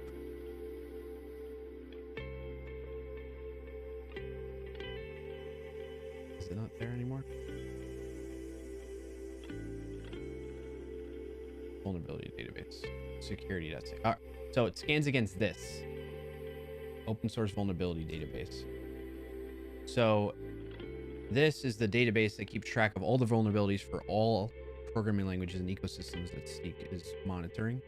So you can see like even the ones that came out just a few days ago. These are ones that were just disclosed by Sneak, but there we add ones that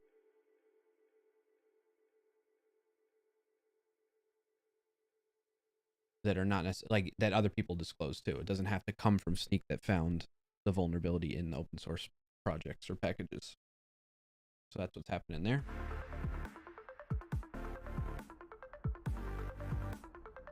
And thank you for the questions.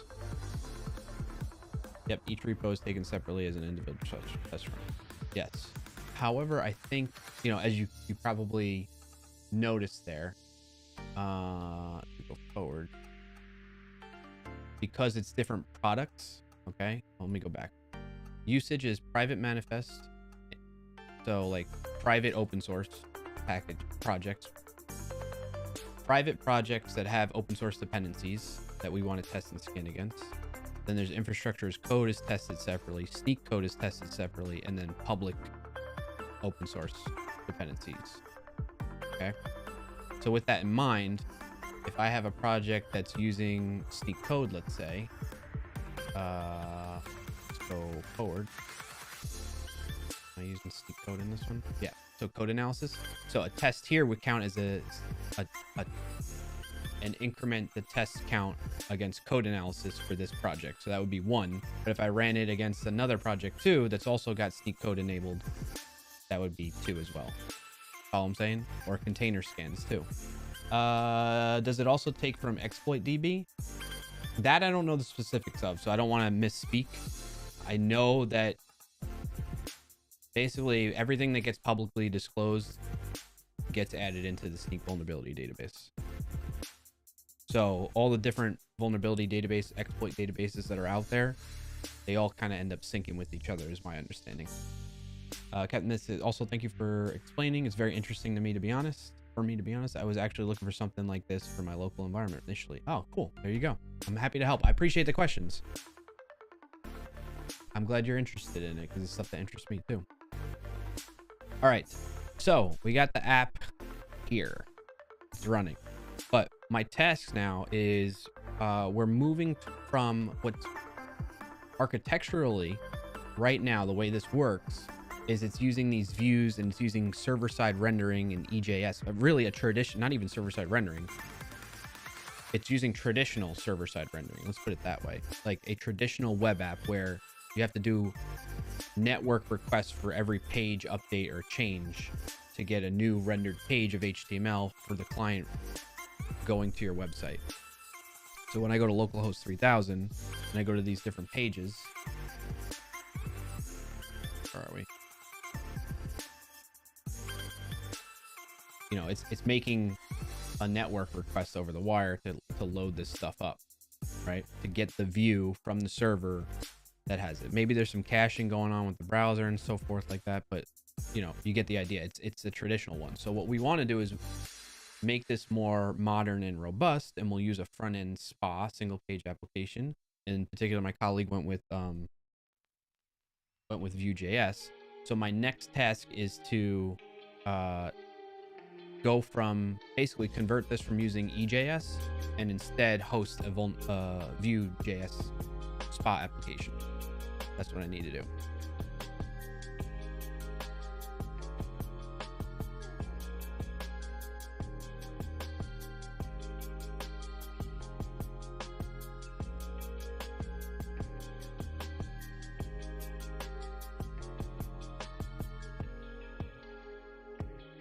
All right, my colleague sent me the API request I need to make to rotate the key. So I'm going to do that on my separate machine right now. Right quick, so we don't waste any more time.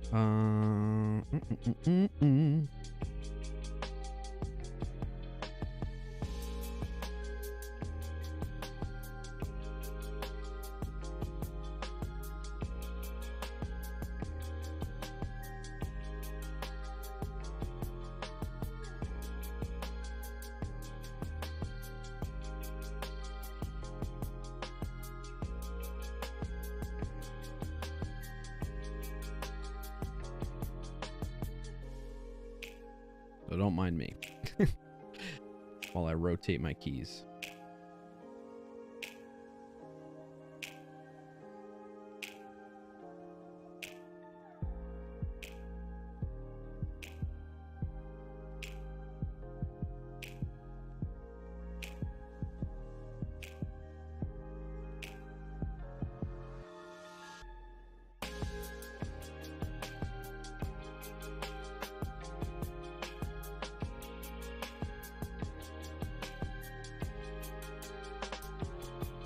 What is my org ID? I need my org ID and client ID. I have the client ID. I don't know what my org ID is.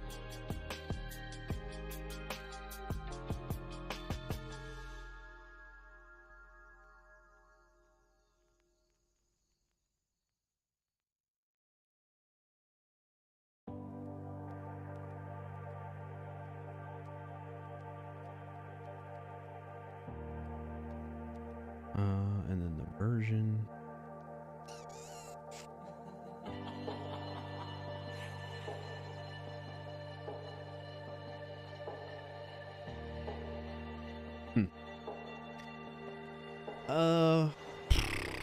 Just gonna take a minute, chat. You know, I'm gonna go BRB.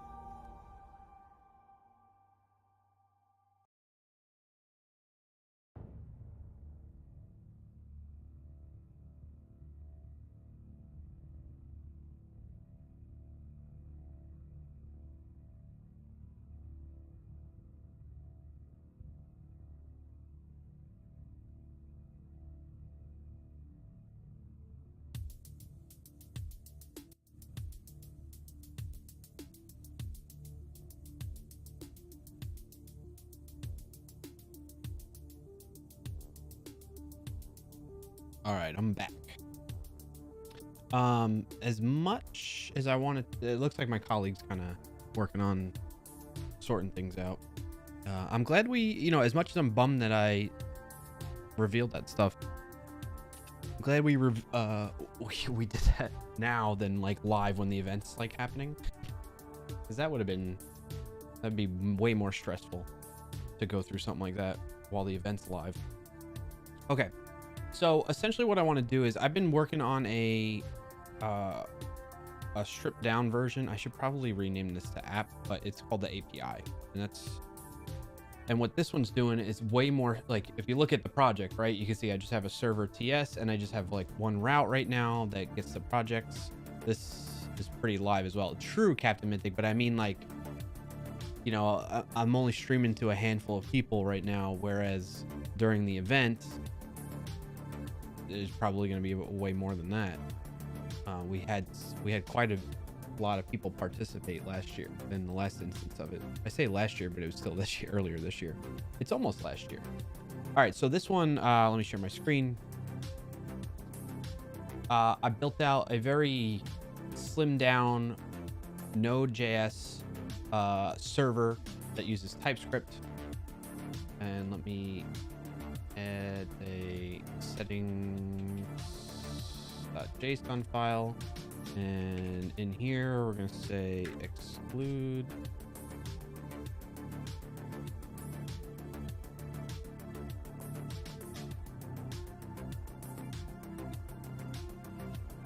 Which I want all that. And then I also want .env. So it no longer shows up in the Explorer right now. And there's a little tip and trick you might not have known before. Shout out to Robert Tables.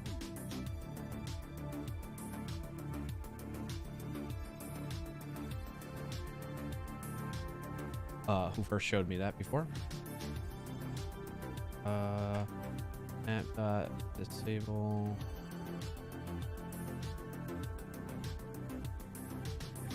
powered by little security setting thingy. All right, so what it's set up to do right now is just do the front end login stuff. So if I do npm run dev on this, and I go to localhost for this one, it does nothing, right? Found nothing. But I can do /login, and then that would trigger the login flow, but now something went wrong. Callback URL mismatch, which is probably an environment variable issue. So I gotta hide my screen again.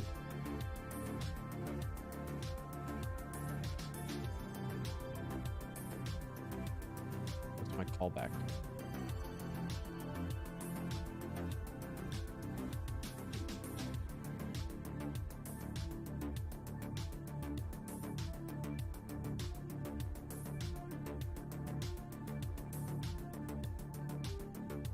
Oh, that might be why.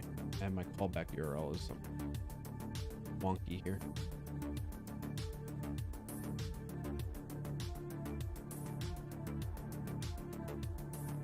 Sneak only works on Node.js confirmed? No, Sneak works on many different programming languages. Java, Python, JavaScript, and Node.js. All that fun stuff.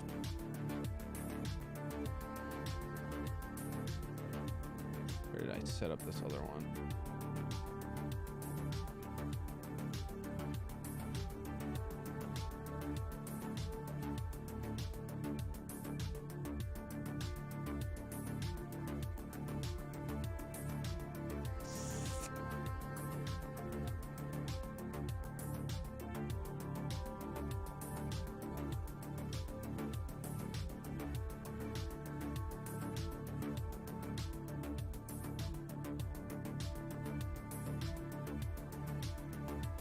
Where was it?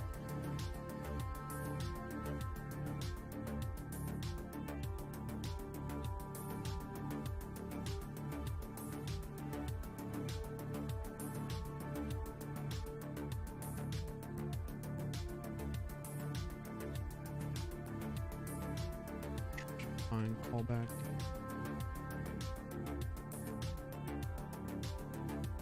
Ah, there it is. That's why. Routes, callback, call 0.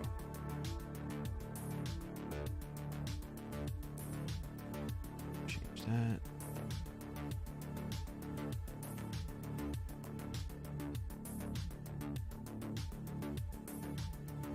And then I think I can share with you all now.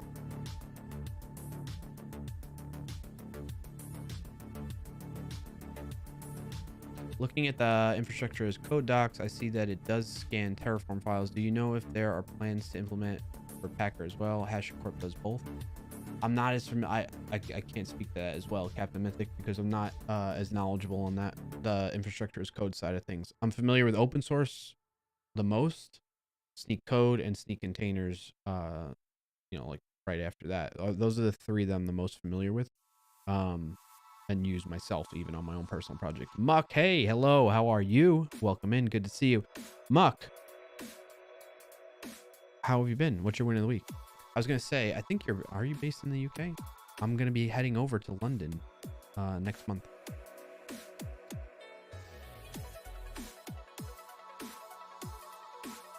All right, so that should work better now.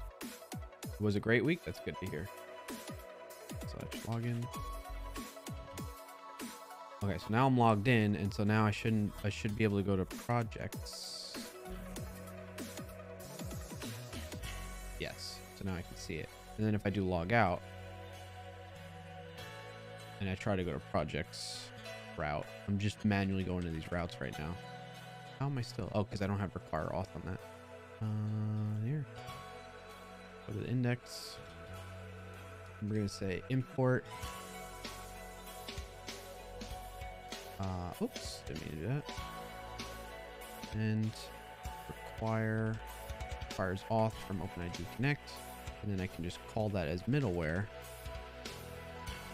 And now when I try to hit this API endpoint, this project's endpoint, it's gonna make me log in. So we log in.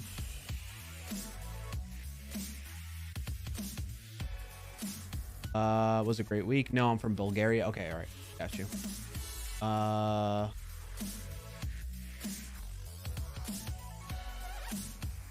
Captain Mintic, you might have mentioned this. What's the difference between code and open source? Yes, so that's confusing, right? I understand the confusion there on that one. Just get this link really quick, and then I'll talk through that.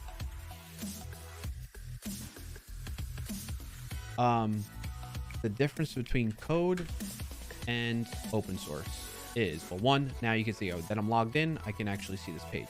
So let me show you. Code, Sneak Code will analyze my actual code here and let me know vulnerabilities in it. So in fact, it's telling me here, Sneak is telling me, hey, you don't have cross-site request forgery protection for your Express app. And that allows attackers to execute requests on a user's behalf. And we can view the problem. Then I should be able to also show the Sneak suggestion. And then I can read more. This is why I love the Sneak extension quite a bit. Control J, hide the bottom panel. I could read more about this. I could see what it suggests I do. It's telling me to use the CSurf module. I'm already doing this app powered by. And then I set up this stuff and so forth, right? So it's giving me an idea of what I need to change in my code to protect it. Message from F. Bucheros. Bonjour. Hi. Hi. I learned I shouldn't say both to you, Frank. So I'm just going to say hi. How you doing, buddy? What's happening, Frank? What's new with you? What's your win of the week? And then when it comes to Sneak, so that's Sneak Code, Captain Mythic. Sneak Open Source is analyzing my open source dependencies. So it would let me know if I have any vulnerabilities in these here. So as an example, I could be like, hey, let me add marked. This is one that I do in private 3.5.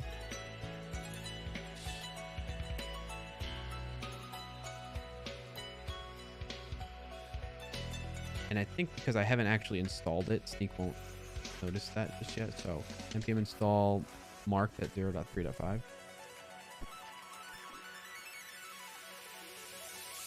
And now you can see Sneak notices this. Again, this is through the IDE plugin. So VS Code extension, there's extensions for other development tools out there that you can plug Sneak into. Or sorry, there's a Sneak plugin for other development tools out there as well.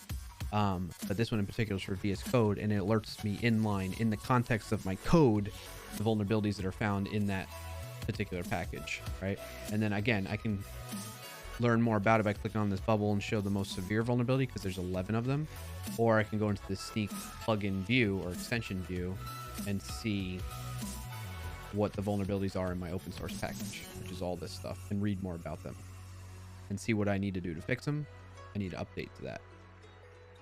So Sneak code is about your code and the vulnerabilities that you introduced through the code you wrote in your project. And Sneak open source is letting you know vulnerabilities found in your dependencies.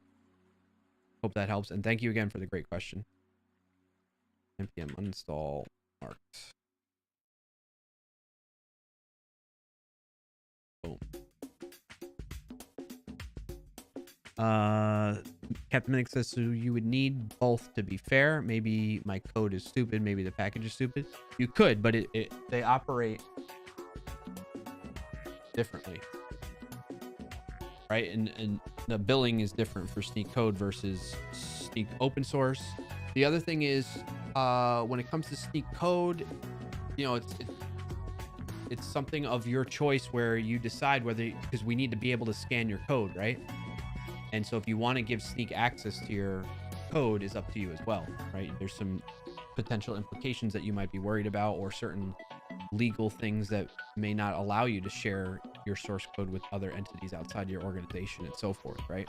So yes, it's beneficial to have something that monitors your code for security vulnerabilities and your open source dependencies, but you don't have to necessarily, right?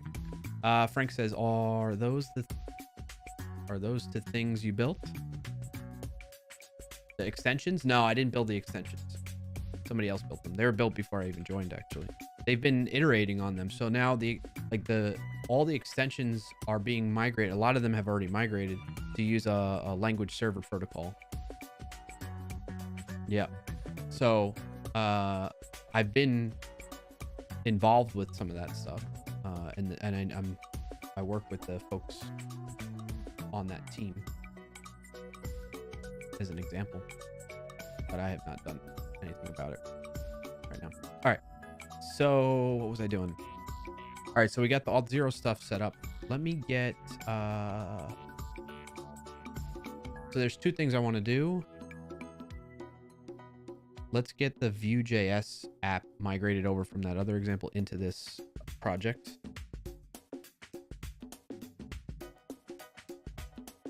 And the Vue app is here. Should be able to just copy essentially all of this.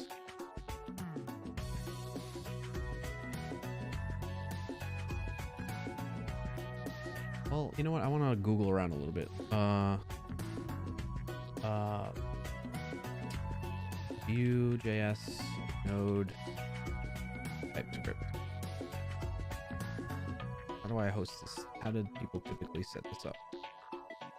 Using Vue with TypeScript. I want to host it from a node application though.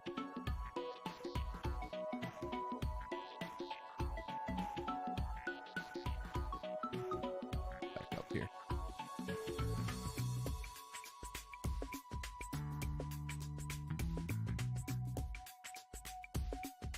This is a course. I click on. Alright, time to go to Google when that stuff happens. How to develop and build Vue.js app with Node.js backend. Yeah. I think I just need to do like, you know, express static and then point it to the folder where Vue gets compiled to.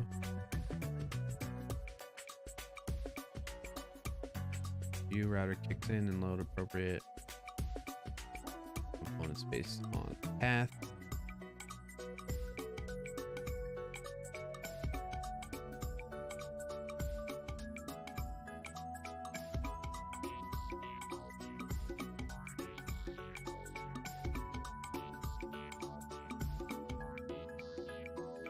Oh, so they put it in a separate folder.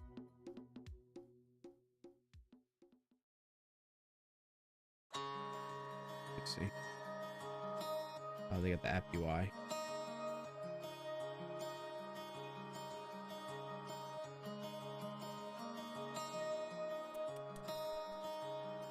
Do I wanna... I don't think I want this in the same repo. Did we decide?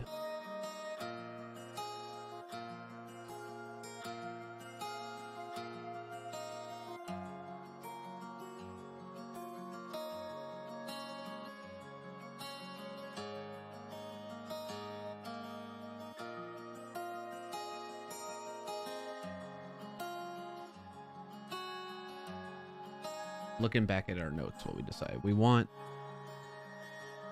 that server to deliver the spa app. So yes, I do need to put this in side by side with it. I just don't know if this is like a... Is this typical, chat? Where you put them in separate folders side by side? Feels weird. So essentially what I would do then is I need to now move this SRC and all the package JSON related to that into... and then with TypeScript, that makes it wonky.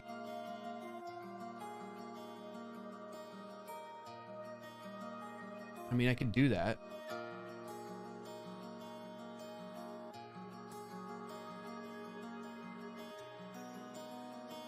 So basically, I would do a new folder.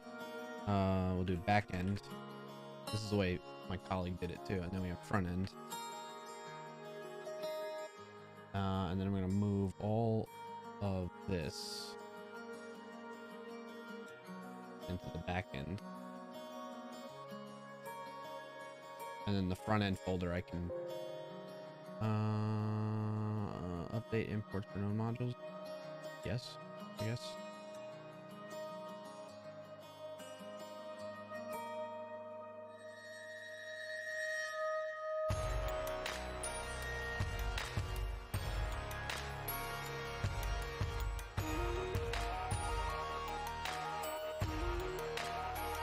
How does this guy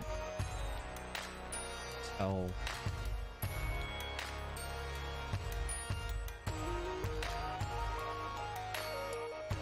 Use CLI serve. No.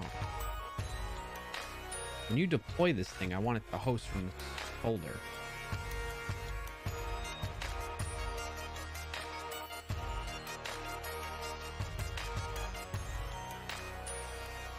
What I think I need to do actually, back up here. I want in source.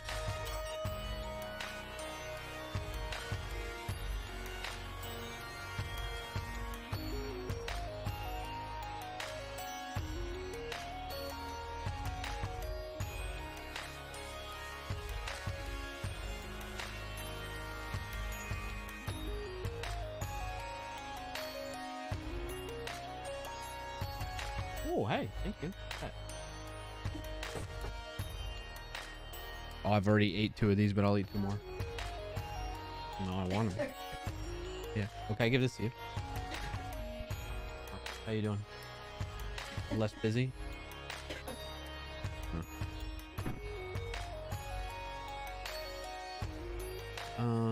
Index. Let's have our server, right? Yep, this is a typical Express server. Create a client directory. That's what we want. All right, so if I go into the view, create client.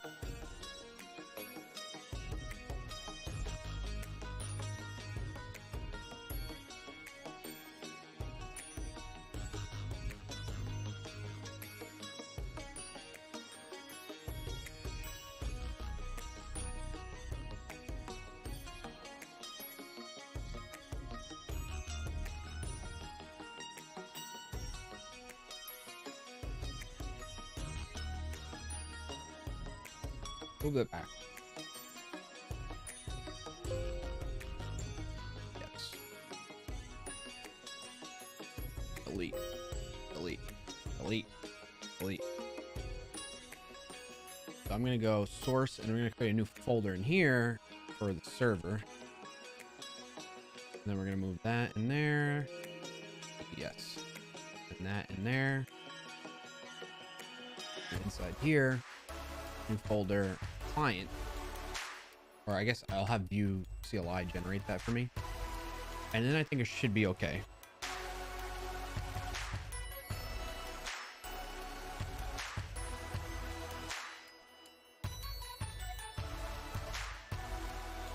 We'll sort it out in a minute. With that being there though, I need to update my package JSON, I think. Source server slash, yes, let's make sure that still works now. npm run dev. Oh. Cannot find that. JS. What?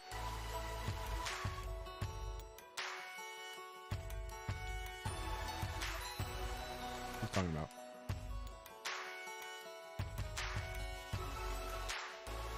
Cannot find module open express OpenID connect node modules debug.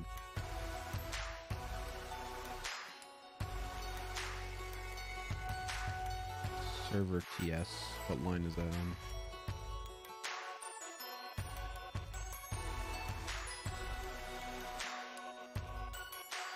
I mean, I'm in server TS. Why can't you find it? Let's do this. Delete all that. npm install.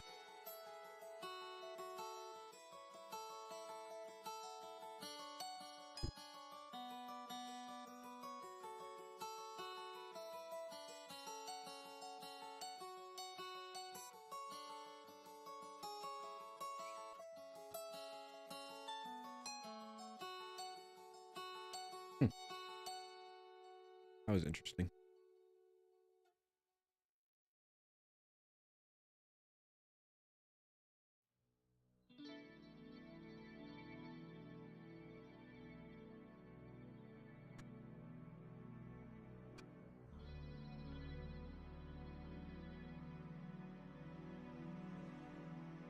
All right, looks like it's working.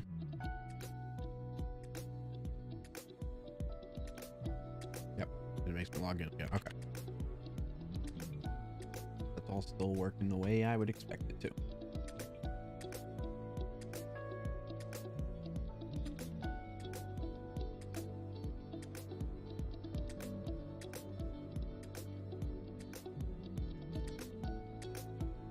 There we go. All right.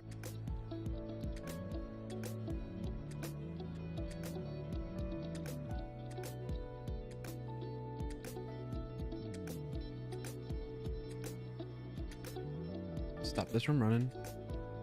We're gonna commit this directly. I don't think I have any other branches, right?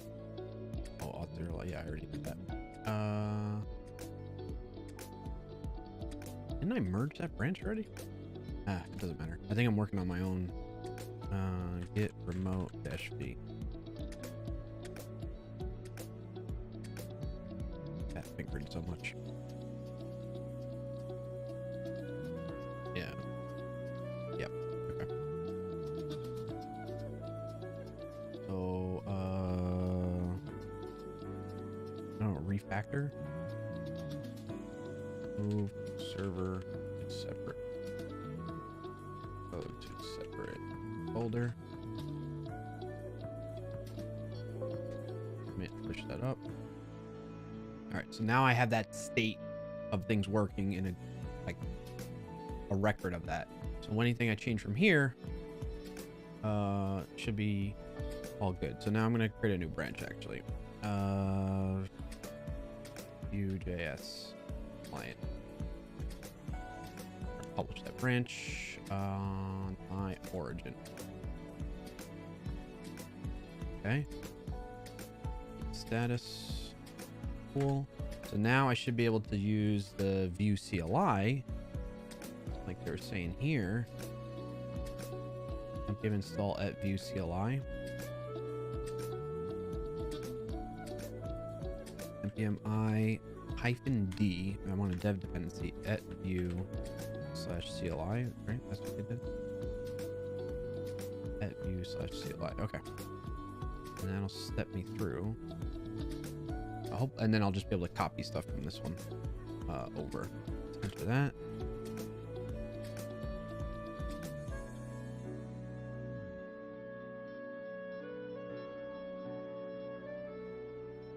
npm install takes forever.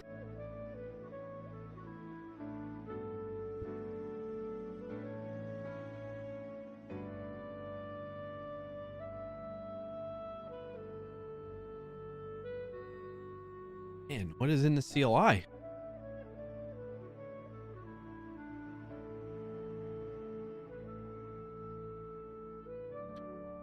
View create client. I'm gonna run that command next.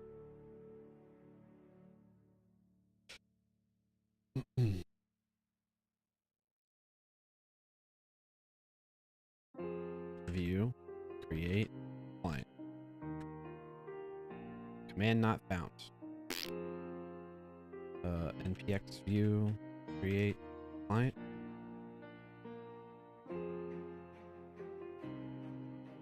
Let me get bigger. View 3 with Babel and ESLint. I don't want Babel. Let me see what this does. TypeScript. Oh! Chose the wrong thing. No Babel. TypeScript. Yeah, I want a router. I'll enter. Good. View 3. Use class style component syntax. No. Use Babel alongside TypeScript. Required for modern mode. Auto detected polyfill. Alright. What's modern mode? I'm gonna say no. Use history mode for router. Requires proper server setup for index. Fallback in production.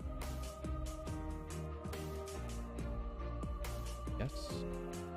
ESLint with error prevention only. ESLint first prettier.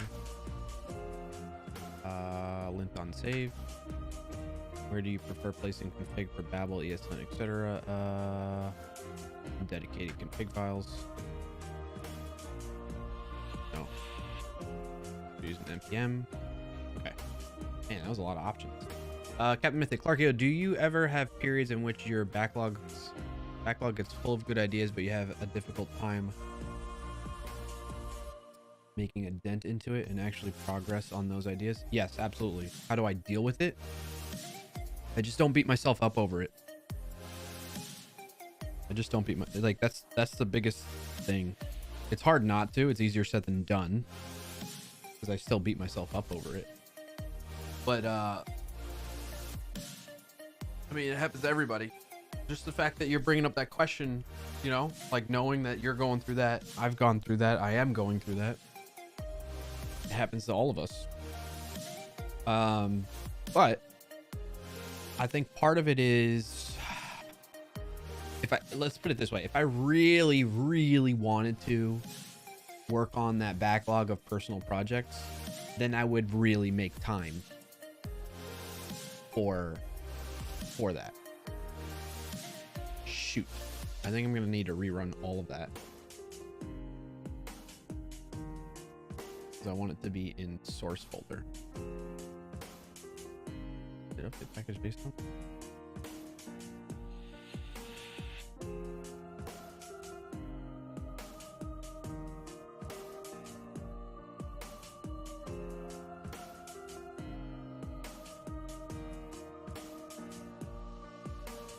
You start drinking and it gets better. Kidding.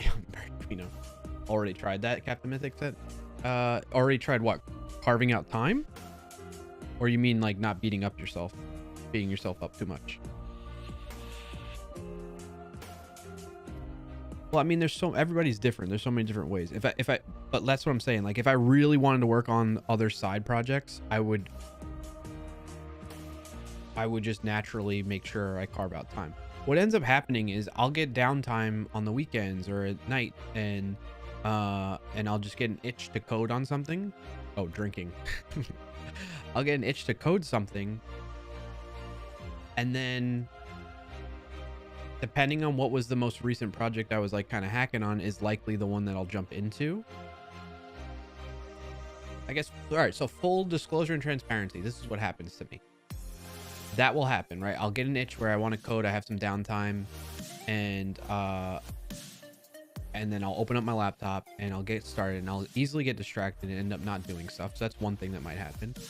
Another thing that might happen is I'll feel overwhelmed by that list of backlog things and not know where to start, and end up just trying to distract myself like subconsciously, but on purpose. You know what I mean? And then there's times where I'm like, oh, I know exactly what I want to work on, and I jump into it and start working on it. So for instance, most recently, on the weekends and nights, I've been working on the Twitch highlighter VS Code extension a little bit and keeping that going, as an example.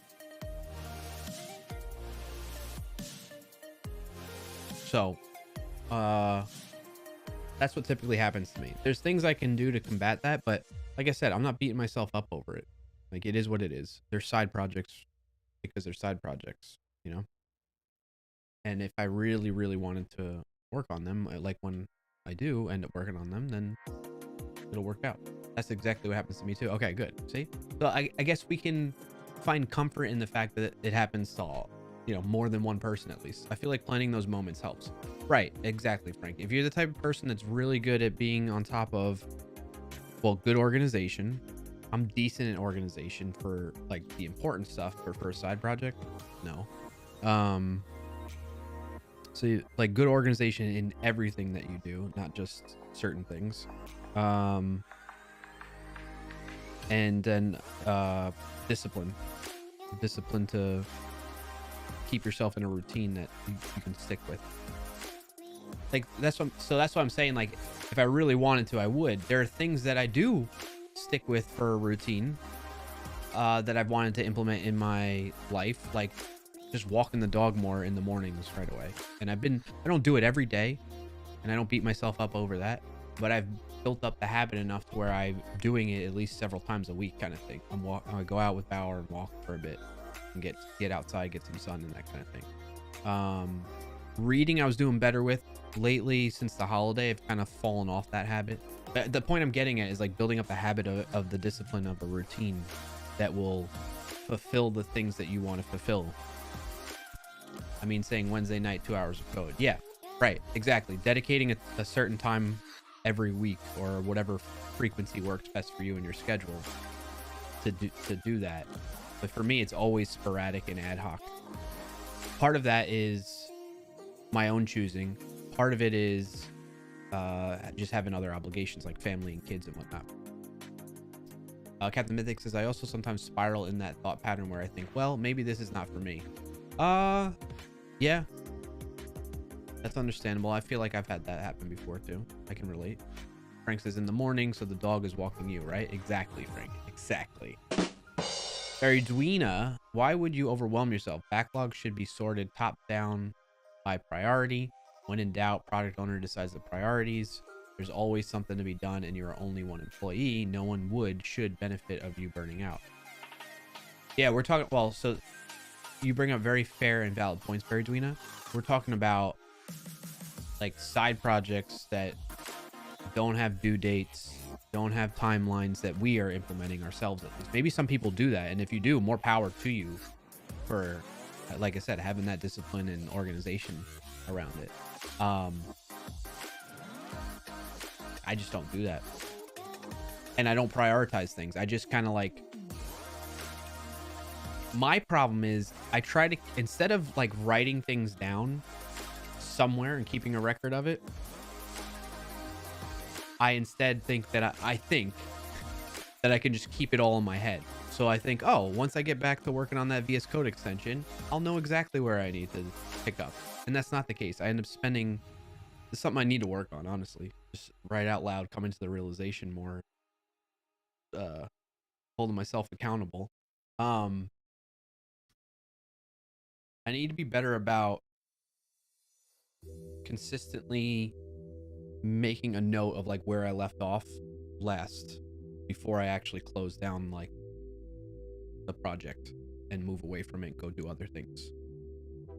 What ends up happening is I'll be in the middle of working on something, and because I usually am working on this stuff on the weekends at random times when they're like a baby's napping kind of thing. And then the baby wakes up, or I got to help my oldest kid with something else, or my wife's like, hey, can you do this and help me out here? Or, you know, something comes up, and then I just drop everything and go. I don't ever take a minute to be like, okay, let me write down where I'm leaving off here. So then what happens is later on, days, weeks later, I come back and I'm like, okay, where did I leave off with this thing? You know? So that's another problem with it. Well then, good luck. Yes, thanks, Fairy Tweeter. Captain Mythic, I've tried that idea of priority on the backlog. Problem is that when you have 5 different projects varying in topics and types, that goes out the window really fast, for me at least. Right. Yeah. For me, is like, I've not been consistent in where I write things down. Sometimes I'll use like 15 different freaking apps to keep note of like what I need to do for projects. Maybe it's a Trello board, maybe it's GitHub projects board, maybe it's a separate to-do notes file inside the project, which is usually the best way for me, from what I've, you know, based on my past history. That has seemed to be the one thing that I've probably had the best consistency with, because it's right there in the project and it's not something separate. So that's one thing, that's something to be said about that, I guess. But you know, I've jumped around between millions is an exaggeration obviously, but many different apps and things to track that stuff, and I'm never consistent about it. Even handwriting. I've not only have I used apps to take notes and like keep track of projects, I've used written notes in the same dang notebook, and I'll fall off the habit of using that thing as a way to track what I'm doing. Captain Mythic says I've centralized everything in Trello, single source of truth. Good thing about it is that I have the Android app as well. More power to you. I'm happy for you that you had that level of like control at least. I have not. All right, let me keep the comments and questions coming, but I'm gonna take a few minutes to focus up on getting this Vue app loaded into this project here a bit better.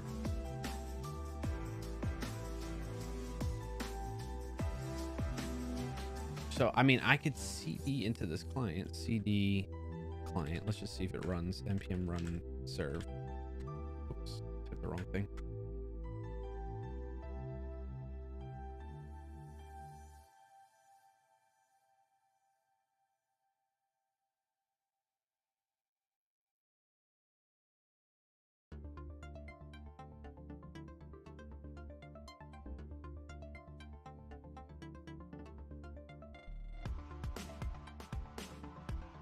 Okay.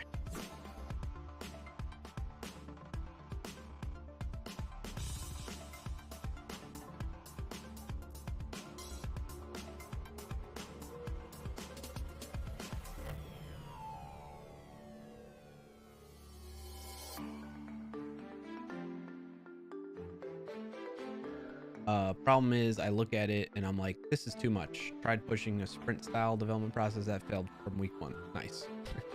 All right, so now if I go, what was it? Localhost. Oh, that's not it.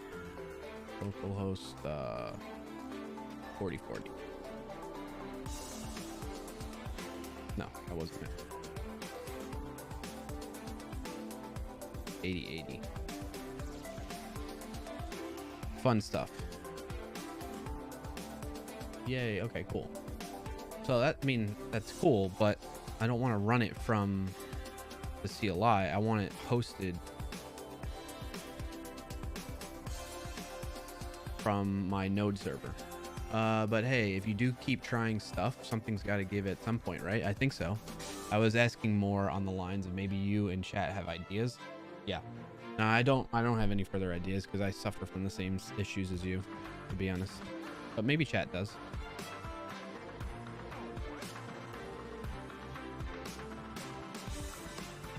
Now just change things up. Just to change things up, we'll include CSS. Connecting to Mongo. See, but it's not hosting. I had a route to get messages from MongoDB. But you're not. There's a way.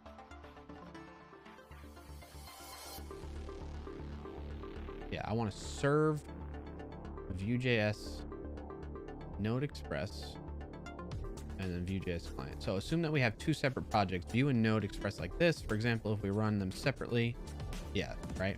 Yeah. Technology stack. Okay. You create that. Just gives you all your stuff. Set up the Express server. So they're doing it in a separate folder. Well, if anything, at least I'm relieved that I'm not all alone in this crap. Yeah. All right, listen, I gotta step away. I gotta go to the bathroom. I gotta go tinkle. But when I get back, we're gonna jump into this more. Okay, so look, serve, build. No, I gotta go so bad, but I'm just like, I want to see what this is doing. So app views, integrate Vue production in Node.js project. In the app folder of Node.js Express project, let's create views folder. Yeah. Now we need to copy all files from the Vue build folder to app views folder above the final Node project folder. Oh. So they're taking the compiled version of, this is what I do want to do.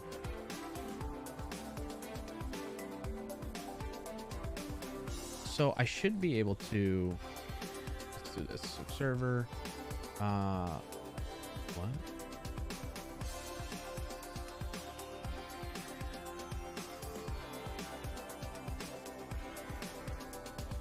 Oh, right.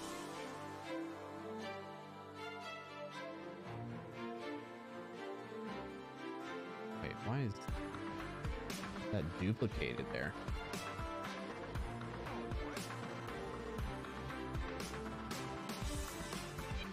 Oh, you can delete that one.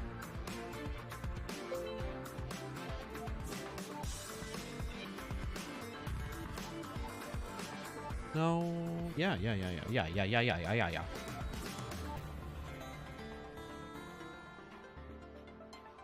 Source server. This gets kind of tricky, doesn't it? And then what I was thinking is I want a client folder in here, but I don't want it to be node modules, do I?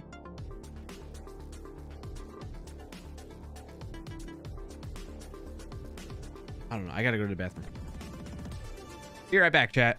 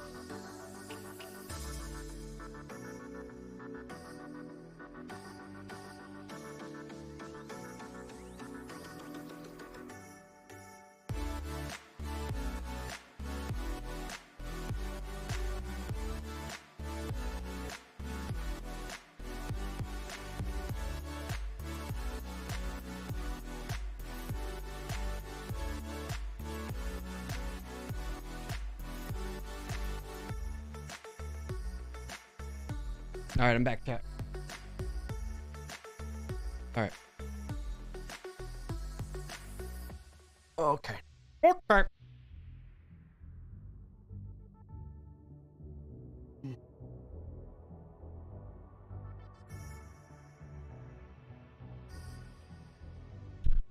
All right. Let's see. Yeah, fart, exactly. Let's see.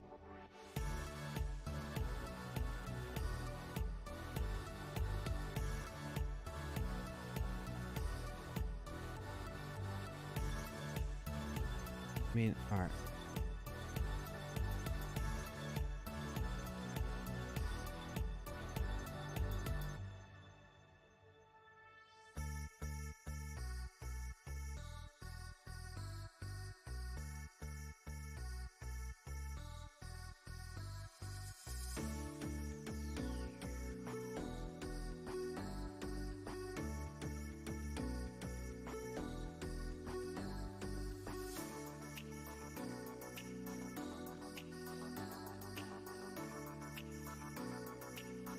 All right, so they're putting the views in there. I don't want views. I want express static, and then just host that. This has got to be. What's up? What are we trying to do? I'm trying to. Thank you for your asking, and thank you for being here and chatting. I want to set up my Node API to host the Vue.js app. However, I'm trying to figure out what the best way to do that is, because I want them to be side by side in the same project, but I want them to have separate configuration and compilation with TypeScript, which I think I can handle via script, so I don't need to worry about that. But essentially, I want the Vue side of things to build an output to a certain spot that then the server knows to host. So I think what I need to do, at least at the top of my mind, that should happen is that the server, I can move this out and get rid of the source folder. Essentially, I want the server to point to some path to host the static files from. So server side rendering or client side. Client side rendering, but I need to retrieve the index HTML basically and host all the other resources for it to get on its own from the server, from the Node server.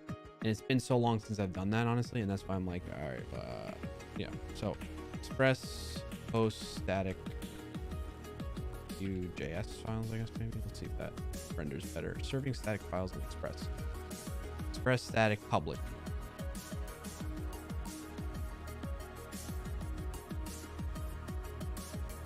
Now you can load the files that are in the public directory. So if I, yes, okay. So if I, all right, come back in here. When I start setting up that, app.use express static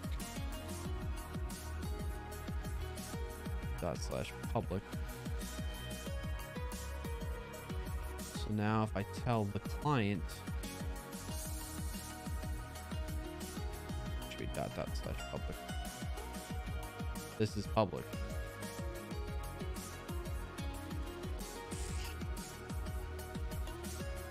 Can I tell this to render it all out to...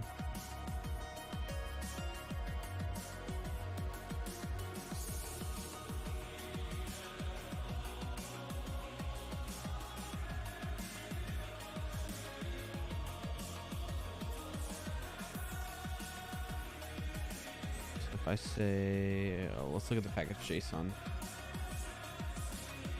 Build. What happens if I say npm run build? What does that do? It's building for production, which is what I want.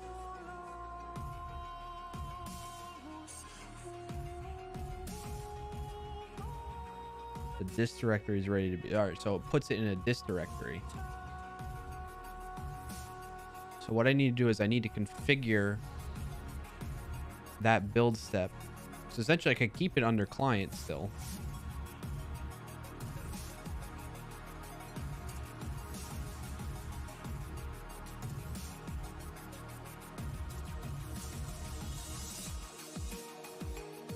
Okay. Keep it under client still, and then just get it to build outside of the client folder.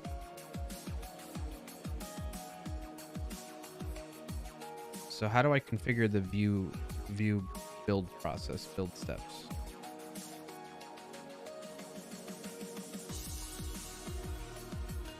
I don't see like a view config here.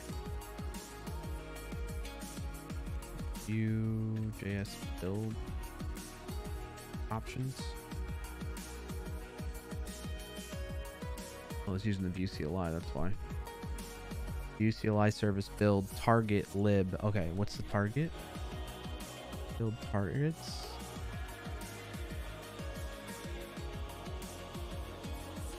I'm building an app. Yes. App is the default build target. I don't want a different target.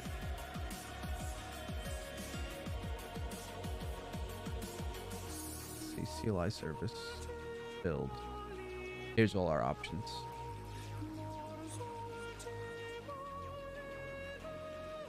Defaults to app. I don't need to change that. Mode is default production, which is what I want. File name. Where do I put the output? Name for the lib or web component. Default name in package JSON or entry file. File name for output only usable for lib target when you're building a library. Do not remove the dist directory. How do I change it so that it's not using dist?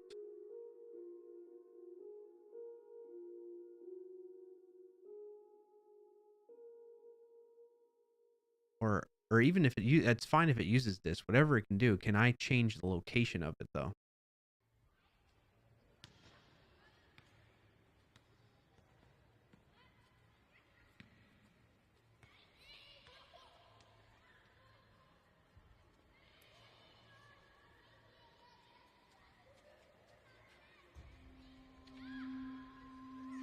Projects created, Vue create are ready to go without the need for additional configuration. The plugins are designed to work with. So dash dash dish dot dot something maybe. Yeah, you might be onto something. Johia? Am I pronouncing that correctly? Johia? Johia?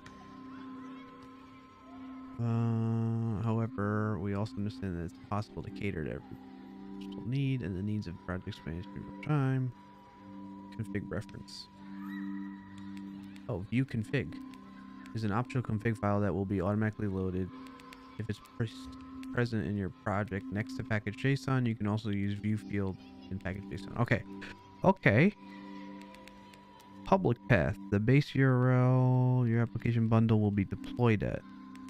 Oh, that's fine.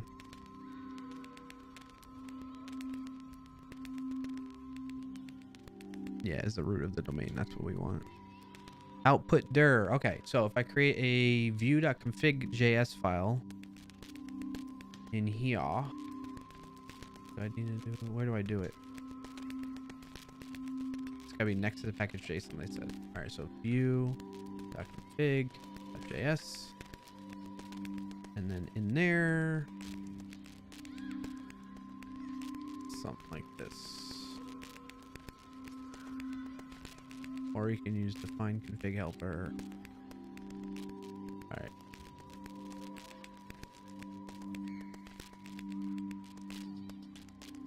So I just need to do module exports on that. I'll probably copy that type, I guess, so that I get type annotations. Okay. And in here, output. Is that for hot reloading? No. No. Oh, there.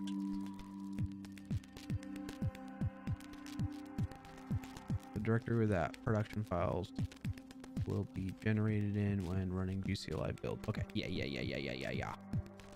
This behavior can be disabled. No, the target directory contains contents will be removed before building. Yes. Okay. So if I, what's it called again? Output there. Put that in there, and then I set that to / public. Let's see what happens. npm run build from the client.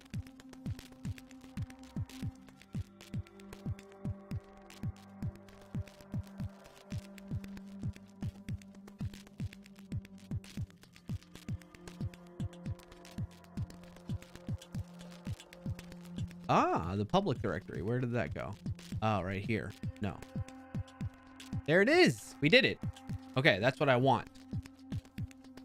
So we can keep client in there. We can get rid of this dist delete permanently. I like that we have client under separate folder. I think we need to put the server under separate folder too. So we're going to say new folder server. I already have a folder like that. I'm going to move. I think I need a, let's open up a new terminal. RMRF node modules.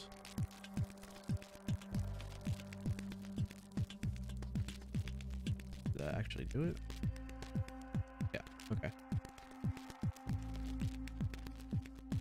Yeah, you don't have what you need, I know.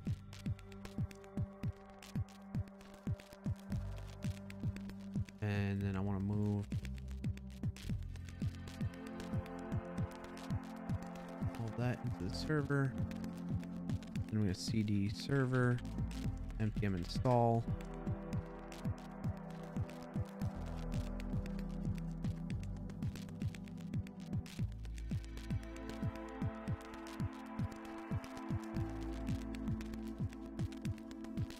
Clear. And now what I need to do is I need to tell my server to host / public. But if I do .. yeah, that should be it right there. All my files. So if I go into server and I say npm run dev, module not found.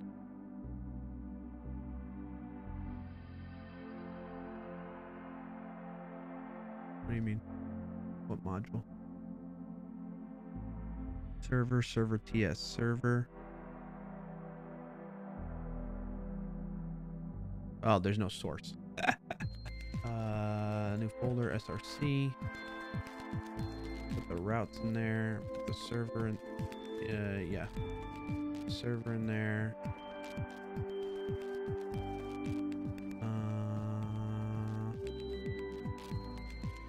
All right, now we should be good. Try that again.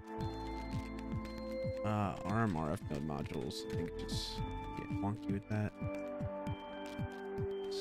Cannot find module source server package.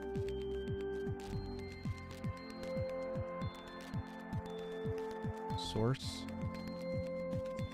and just server. That's why. Oops. I didn't need to npm uninstall there.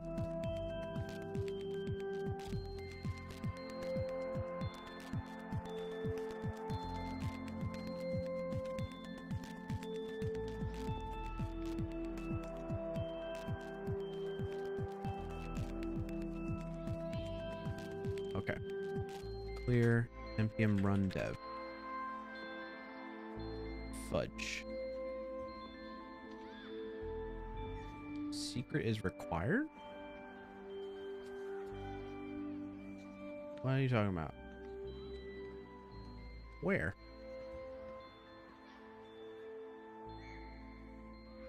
Oh, the env file. All right, let me hide my screen.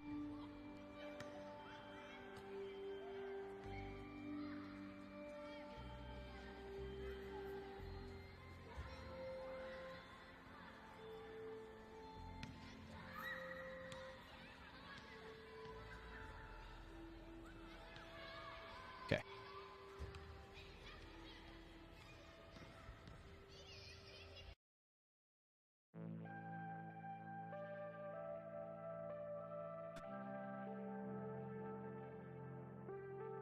Show my screen again.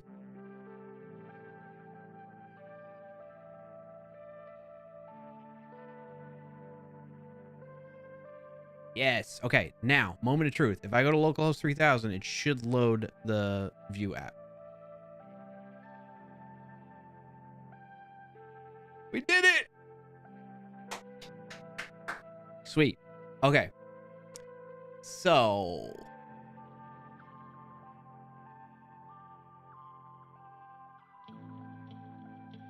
I want get ignore. Where's my get ignore?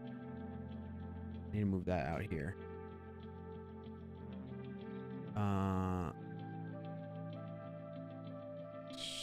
Star.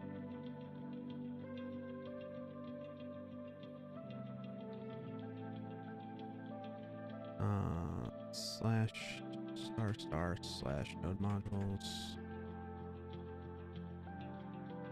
env, but then also slash star env slash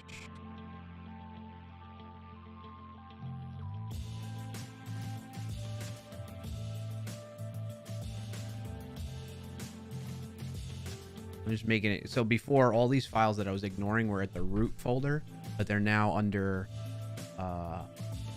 the server folder. So now that's like faded out. Means it's being ignored. I want slash public to be get ignored and not part of it as well.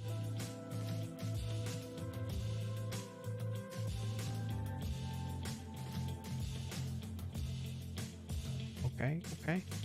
I think that's everything there.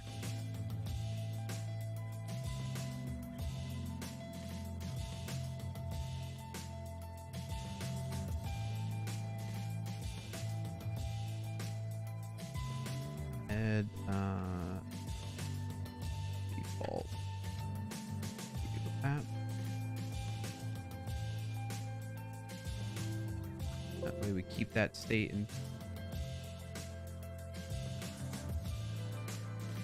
now I can go up here to my GitHub repository. clarkio slash sneak fix API. I'm gonna rename it to the app. Oh, I'm not logged in there. Hold on, chat.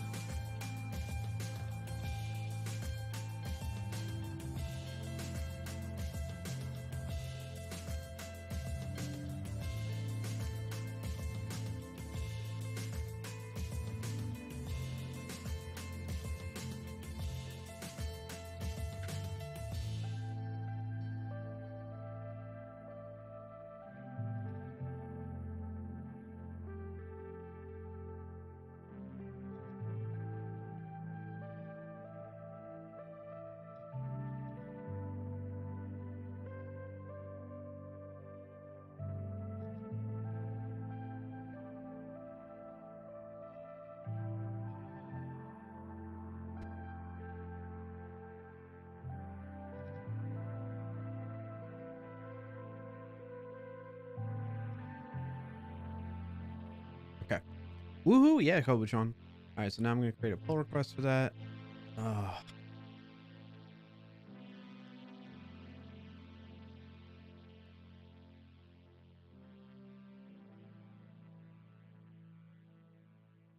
Okay, maybe I'm not. Why do I have the single sign? It's under my own fork.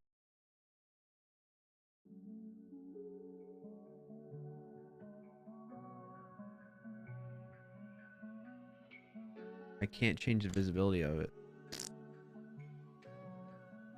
Maybe if I go to Sneak Labs and change the visibility of that.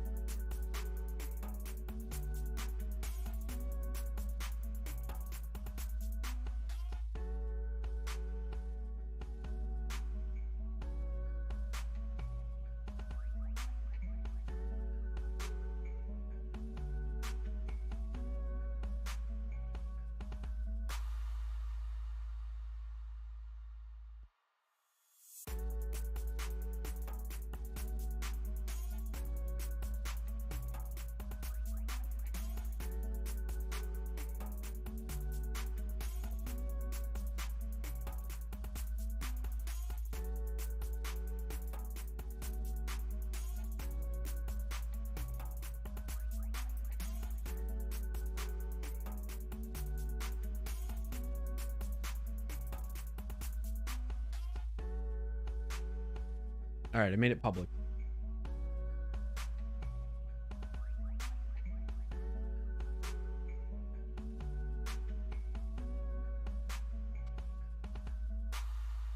Oh, it removed the fork. Fudge.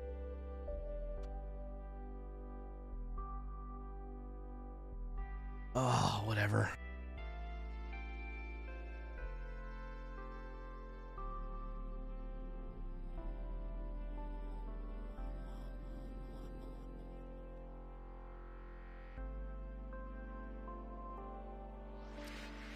Well, now I learned something. If you fork a repository and the original repository changes invisibility, it breaks the fork. For anybody that was using that.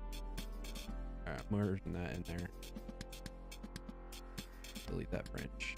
All right, so now we have client, server, git ignore, VS Code, all good. So next up is I want to take what my colleague had here for the view side of things. I was using Vite config.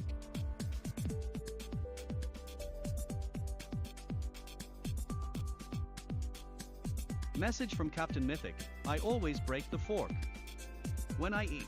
Fart. Well played, well played.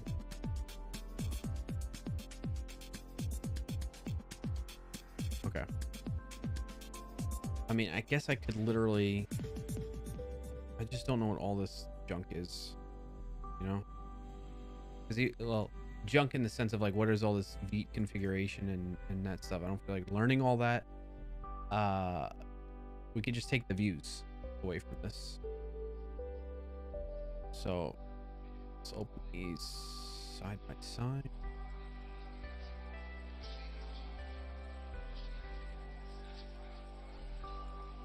You know, I also want to double check this.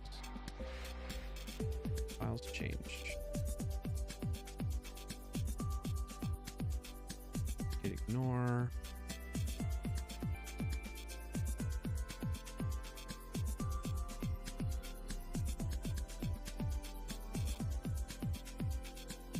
No .env in here, right? Okay, good. Just want to make sure of that. Wait. Oh, that was deleting that. Yeah. Okay.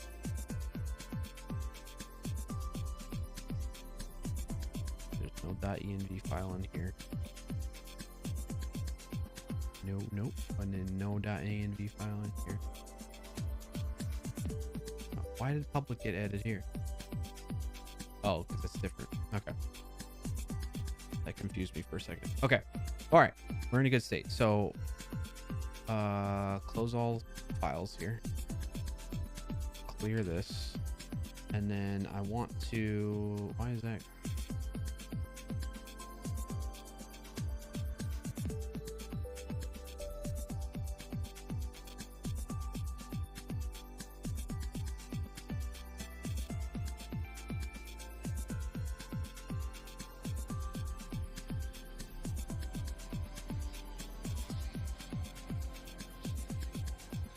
That fixes.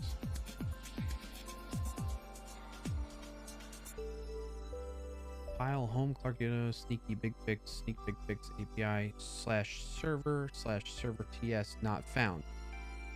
What is calling that out? Nothing's telling it to go there. I need to just reload VS Code there. I'm getting distracted though.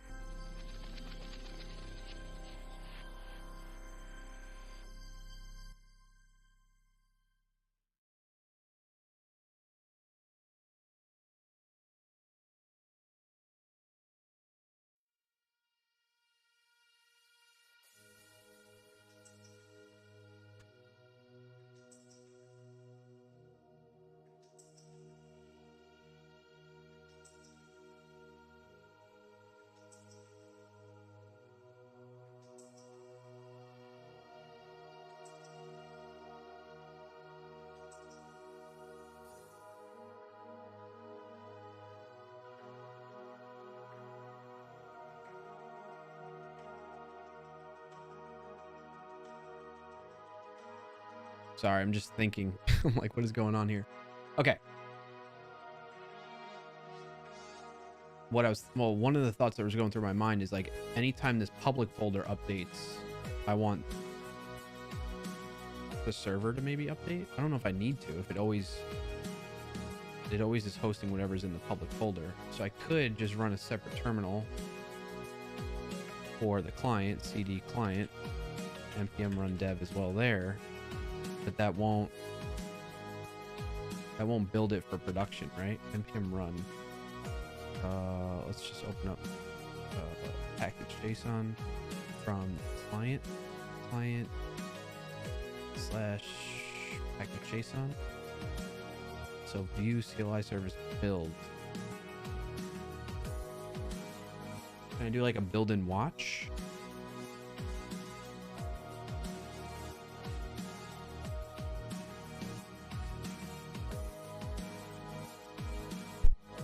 I think I need to go back. Build. There's a watch option. Watch for changes.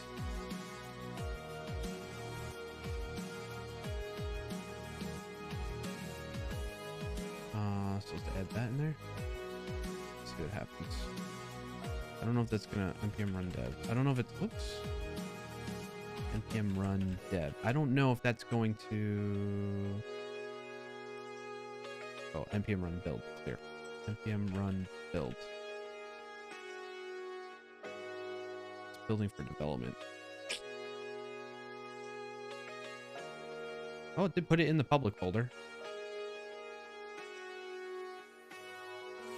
Not in this one, but okay, yes, that's good. Perfect. So you run npm run build in the client, npm run, so I didn't mean to do that, npm run server on the server, or npm run dev on the server, and then it should automatically pick up the client side changes that I might make. So let's again make sure it's running. Refresh. Maybe.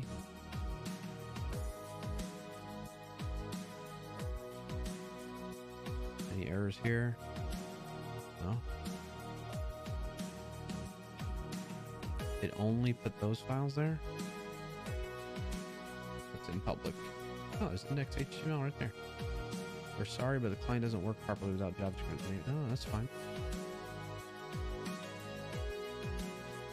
I'm refreshing. What's the problem? Console. Refuse to evaluate a string as JavaScript because unsafe eval is not allowed.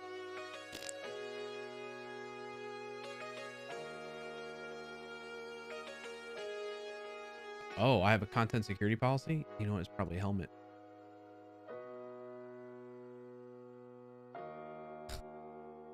The server.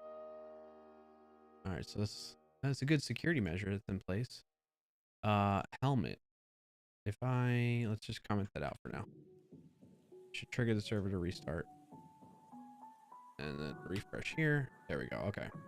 We'll have to come back to that. All right, so now this is working as expected. So now I want to change it so that the view of it looks like this view. We have that.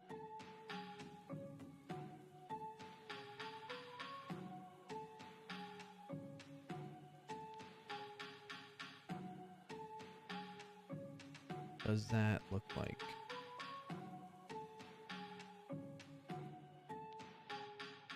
That. Why don't I get like in highlighting here?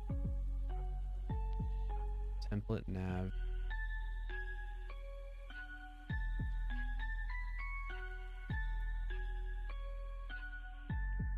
What's up, Frackberg? Welcome back. npm fix my code, merge without my help, bugs off. Thanks, Coachon. Welcome back, Frackberg. I want to, in components,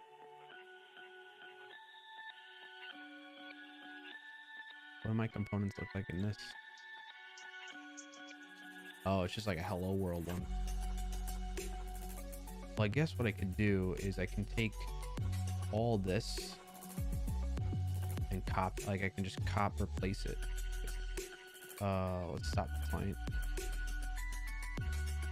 And then I'm gonna move all this.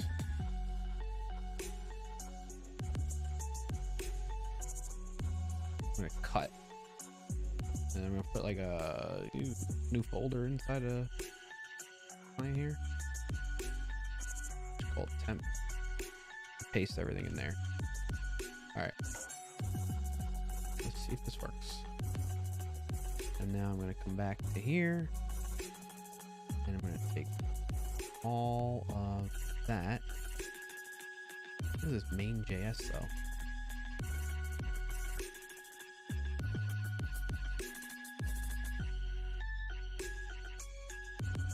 I don't think I need that. Copy this. All right, chat. Who thinks this is gonna work? Paste it in here. Clear. npm run build. No. No. Oh wow. Lots of errors. Build failed. Module not found. Cannot resolve ./source main ts. What? Client node modules view. Build index. In sneak fix client.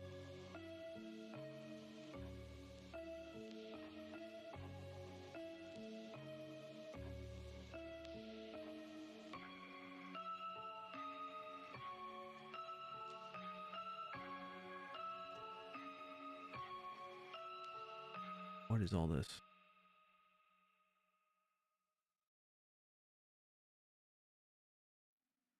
Oh, yeah. I do need that.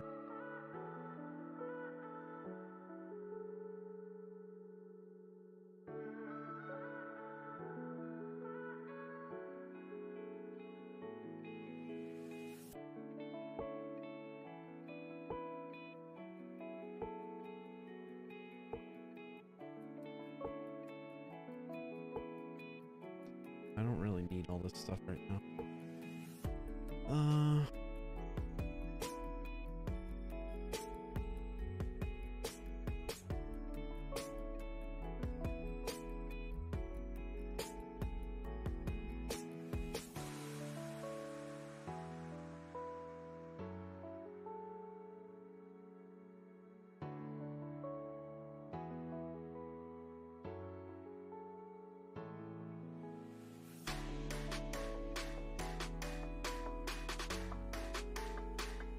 Yeah, like what's this counter thing?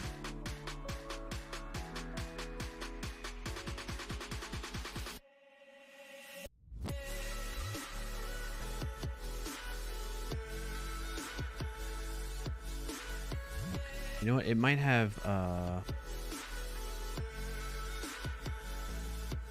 package JSON. Might need that. View and view router. Do I have that in my project? Client package JSON view and view router. Okay, so I need a inside the client npm install this. I don't know what Pania. What's Pania? PINIA right here on line 16. Anybody know?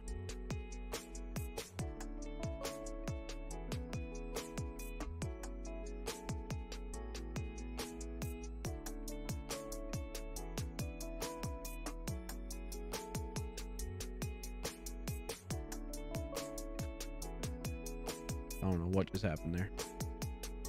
State management? Oh, okay. Thanks, Rosterbox. Welcome in. Alright, so that's added now.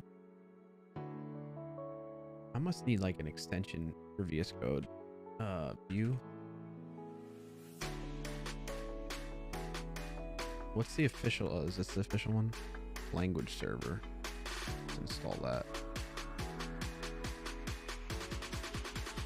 Reload required? No? Okay. Now I'm getting syntax highlighting. Yay. Okay. Virtual script not found. Missing script line TS. Oh yeah, I don't need this.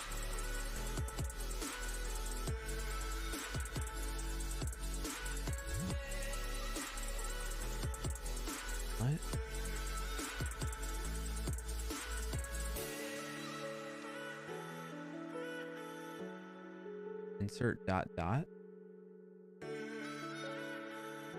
Oh, I see. There's just formatting. White space formatting. Junk.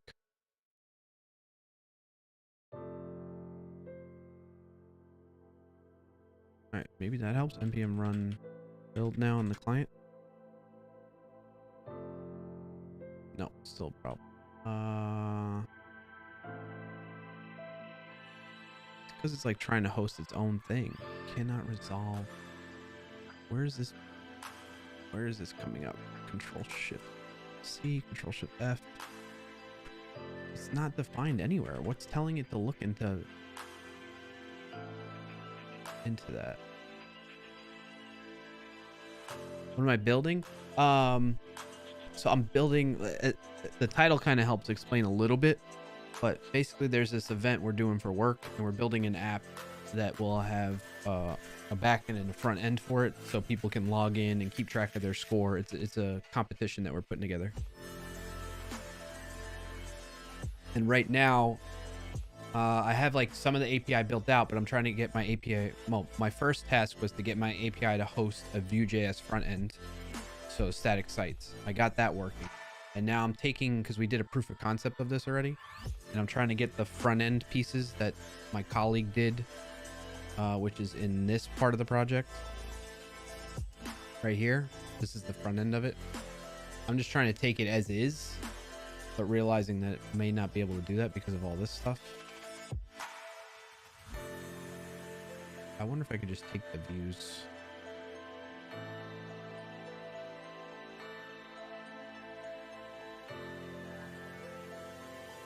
I might just do that or something. What did he end up doing anyway? Components. The welcome.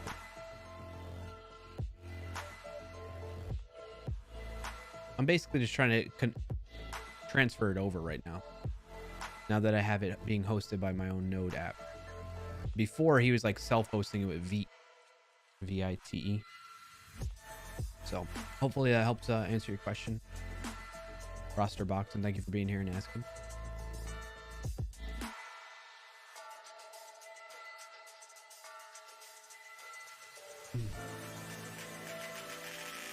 And he has this button, login buttons, login button, log out button.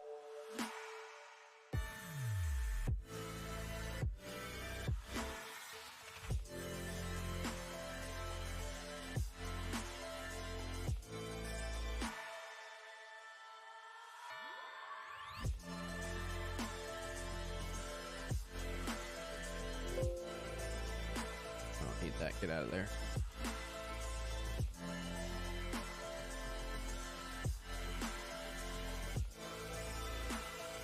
Oh, I have this main.ts. Okay, so I need to copy this.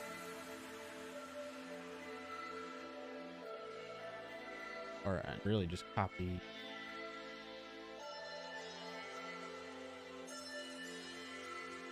Copy those. Paste them in here. That's probably why.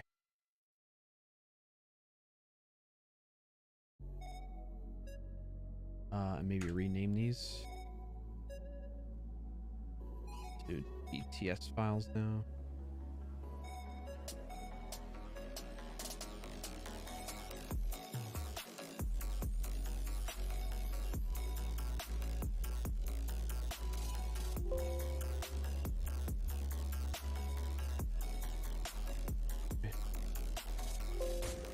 What? Yes.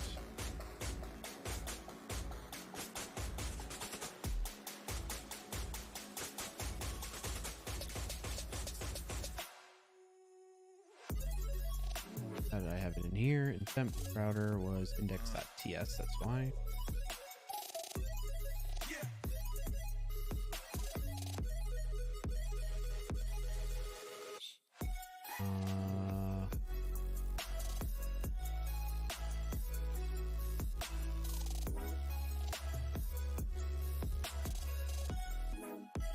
Gonna do that right now, hard code it for now.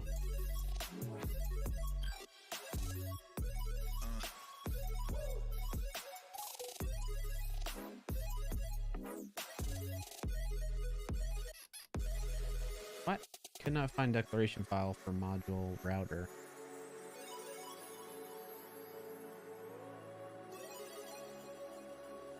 Where's my router go? Export default router. Export default router. Getting too many files open now.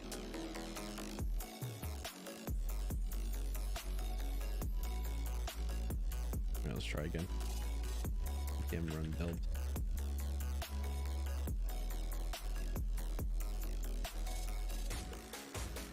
Don't expect it to work, but I'd be quite surprised if it did. All right, can't resolve Axios in source services. Okay, I'm gonna install Axios. Am I? Oh, my wife's calling. Hold on.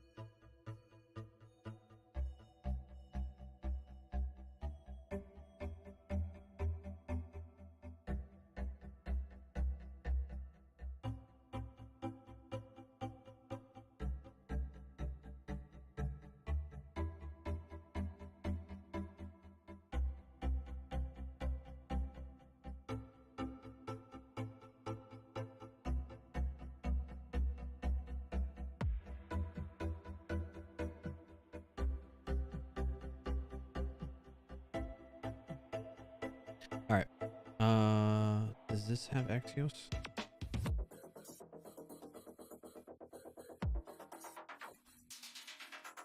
This doesn't have Axios.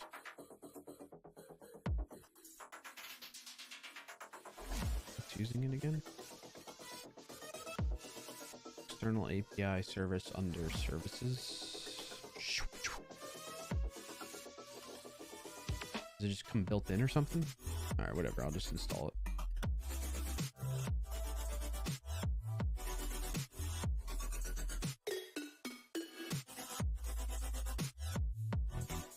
Run build.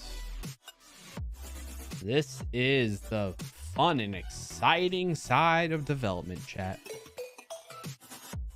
Oh. What the heck? Prettier problems now? Is that what it's complaining about? Error. Failed to compile with one error. ESLint. So just do it. All linting problems, that's why.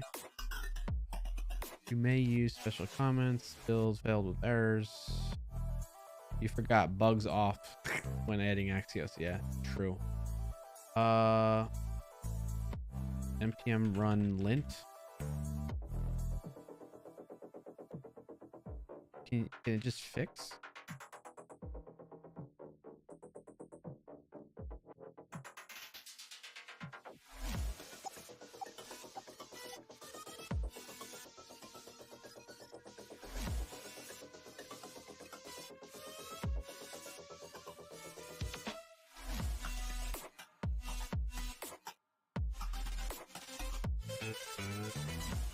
Can I just force it to build it?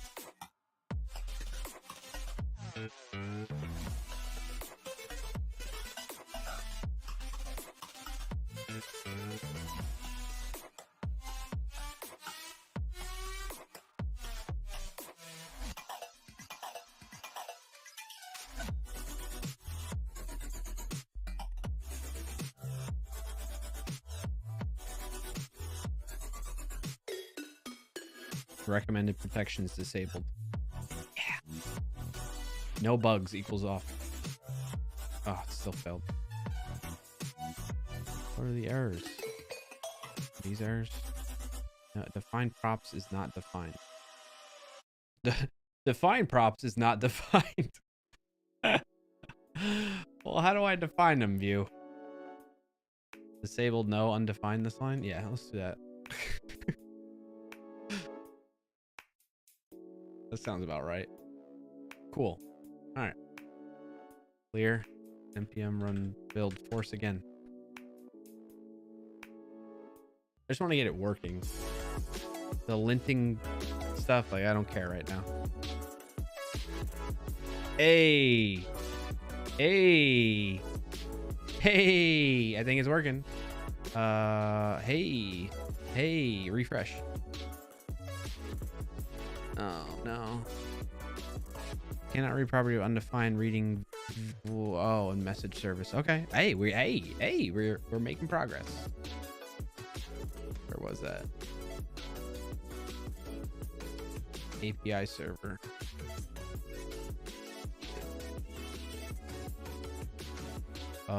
Here's what we'll do. We'll comment this out and we'll add a new one and we'll uncomment that and we'll take this and tell it to just be slash.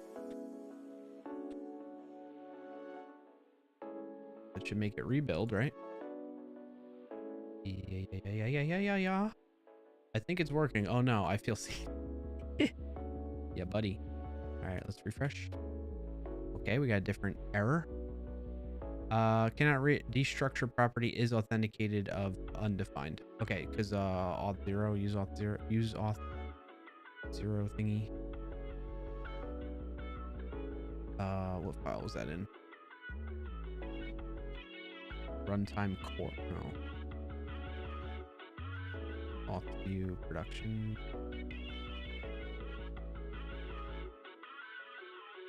Auth 0.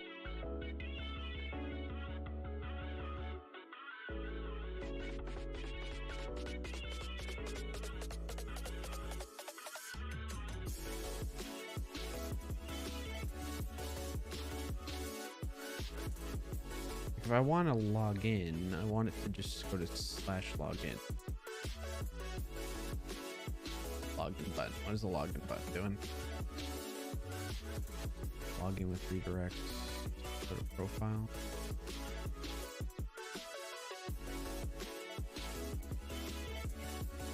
Click handle login.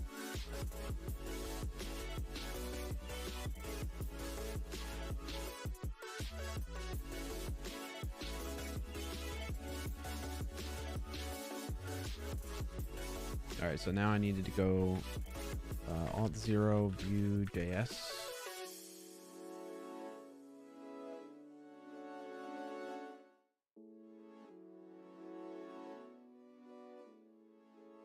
This guy's deprecated. Okay.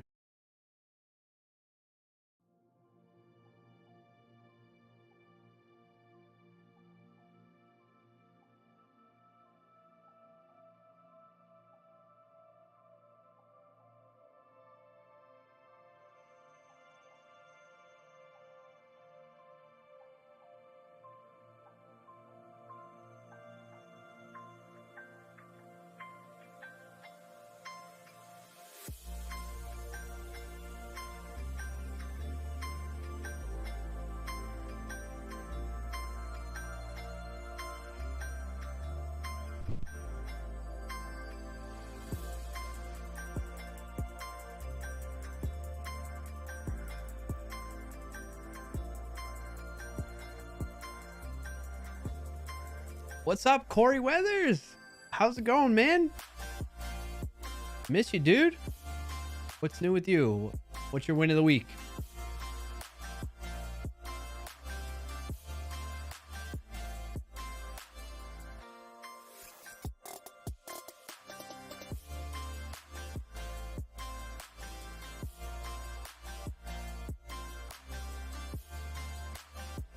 I saw you on the stream and then I saw you were touching some Alt Zero, so I had to say hi. Oh, yeah.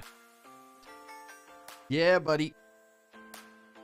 We like Alt Zero at Sneak. I'm kind of retrofitting it. I mean, a colleague of mine built out a proof of concept for this app that we're building for an event that we're doing.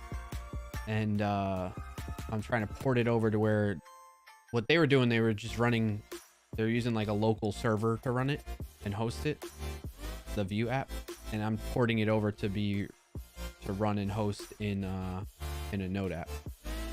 Win of the week, it'll be here tomorrow when I finish doing, Who the hell cares? when I'll be finishing some drywall work. Okay, that sounds good. Sounds good. Sounds like a good win.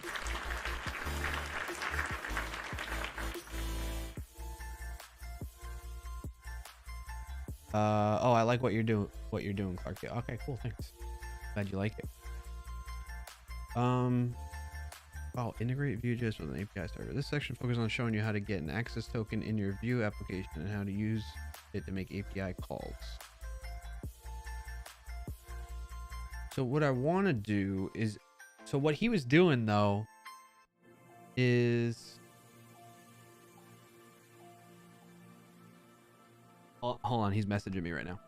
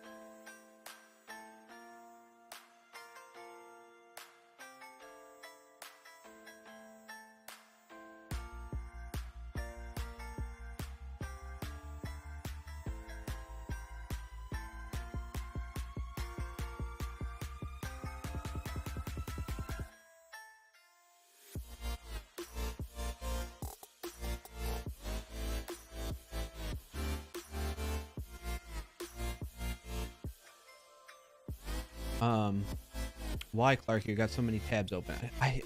Yeah. And this is just like one browser profile.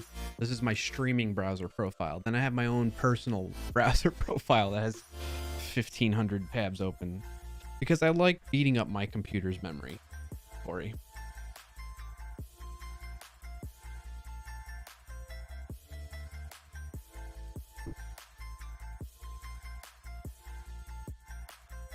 All right.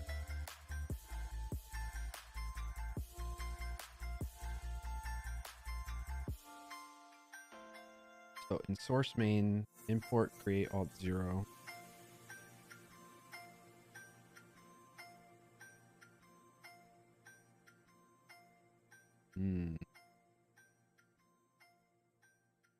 Why doesn't this Vue app do that?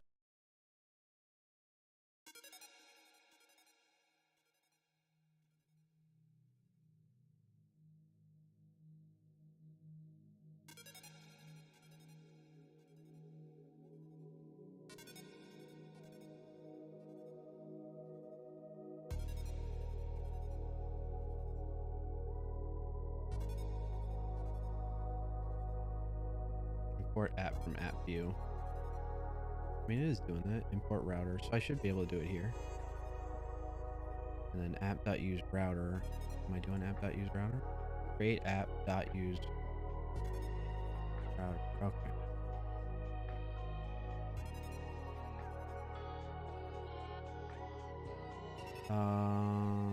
Kept missing. Maybe that's my problem too when it comes to coding. I have way too many tabs open in my head and I keep distracting myself. Yep, maybe it's time to close some.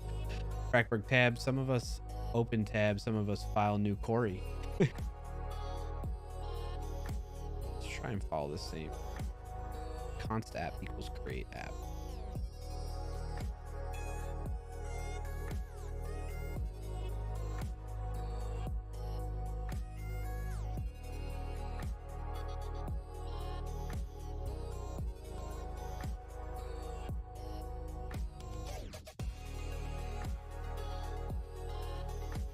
And then after router, we say this. And then mount on root.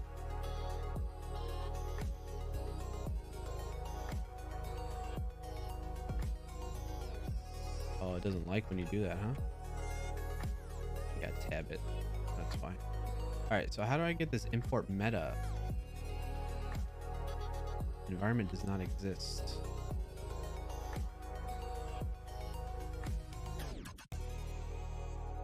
Where's this import meta environment? How do you get environment variables in?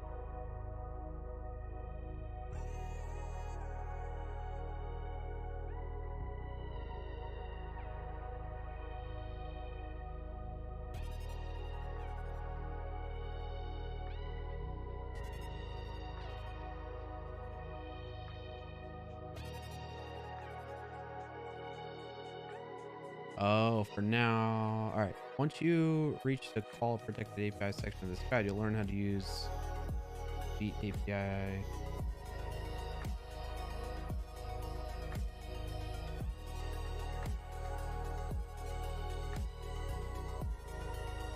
You'll learn how to use that along with an auth0 audience value.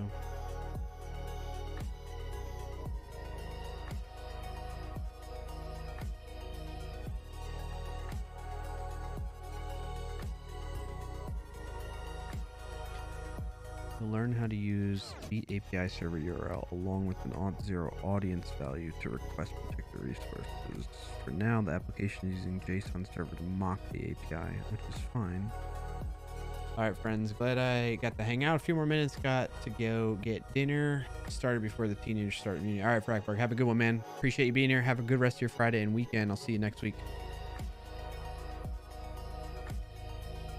You just invited the person who owns this to come check out the stream. You can bug them with your questions. Oh, thank you, Corey.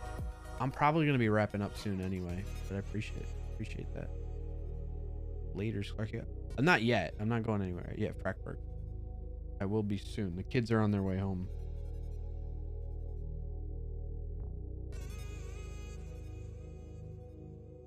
So essentially, so the way my colleague has it set up is, and maybe this is okay, but he has it to where the View app just talks to auth0 directly to do the login. But what we want to do, you got to go get your kids too. It's dark out. Yeah, it gets dark fast. What I think we want to do is have the View app call my API to a login route on that, which then talks to auth0 from the server and handles it there. And I have my server set up and configured with auth0 already. I just need... Let's rip out all this auth0 stuff then in the client side of things. Save that. Get rid of that.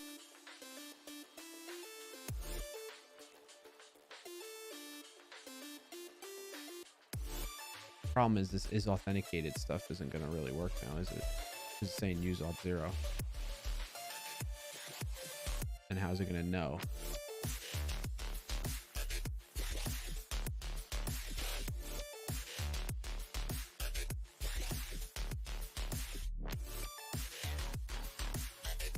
I'm like, on click, I just want it to go.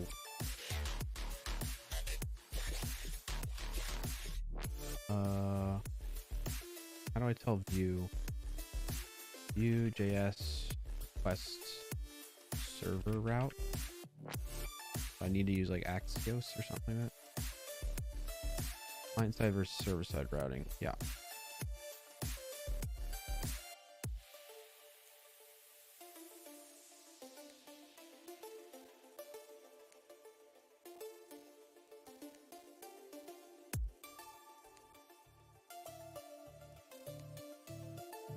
Okay, but I wanna make a request.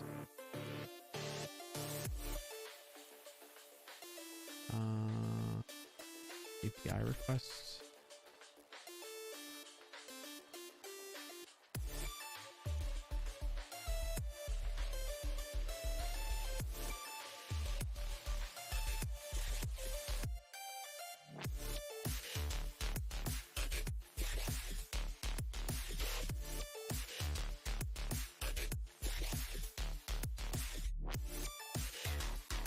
How to make an email call? Fetch data from API using Vue.js. Yes.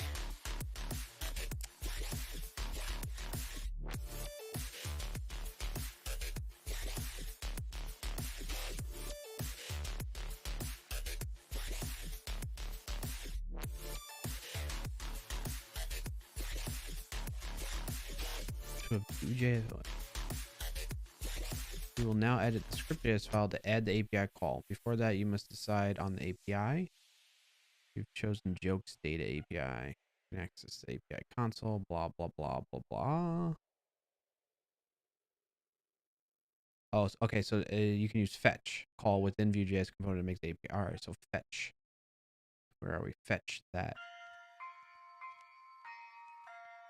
So if I say on click, fetch this URL, you're going to lurk while you throw you on. Oh, thanks, Corey. So I can say click fetch API data. Where's that? That's what this function is.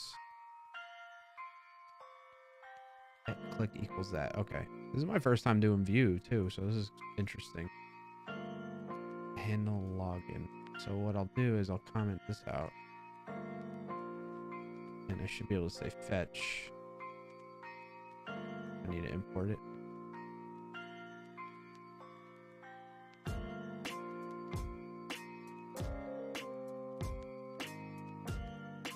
I think the kids are home.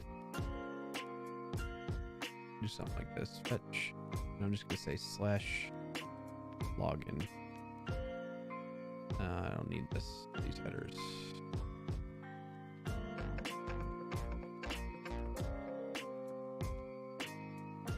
Comment this out. And when I go back to my local host, I have no idea where I have my local host. Let's see what is breaking again. Is authenticated. All right, so let's get rid of the is authenticated stuff. Comment that out.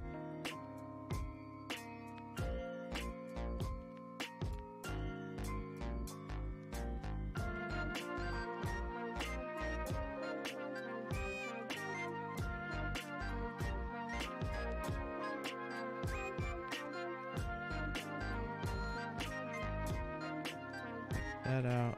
Save. I think that should be better. Hey. All right. So now if I click login. Okay. Made progress.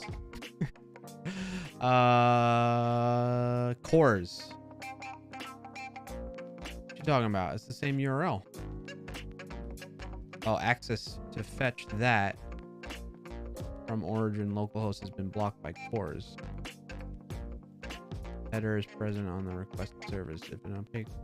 So what is it? I can't send a. I'm not sending a request. I'm sending a request to my server, which then is redirecting me to. What is my cores set up as? Oh, I think we have that in this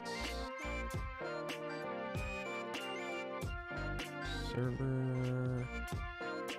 No, it's an app. App use cores origin that credentials true.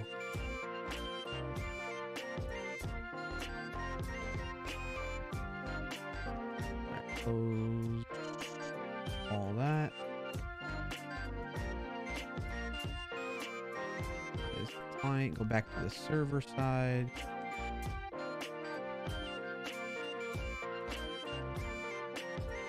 This after express JSON.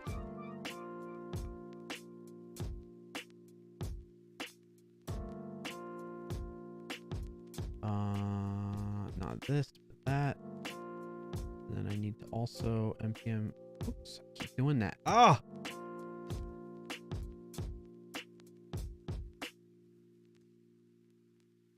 Yeah, cores is not defined. npm install cores.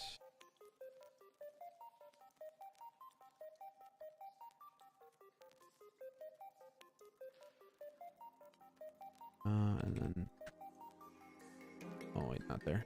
npm run dev. Still? Oh. Import cores from cores. Duh. That should do that. And now I need to change it.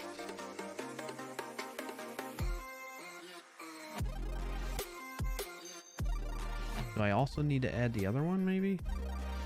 Let's see.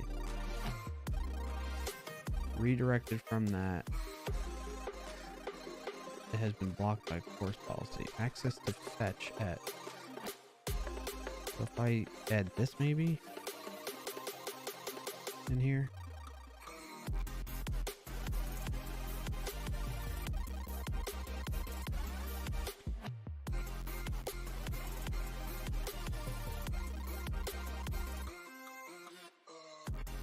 No. All right, I'm gonna have to stop at that though. All right, so we made some good progress. I just got to figure out cores, the bane of our existence as developers. Access to fetch that from localhost 3000 has been blocked because no access is present on the requested resource. So I need to tell Auth0 to allow localhost 3000. It should already allow it.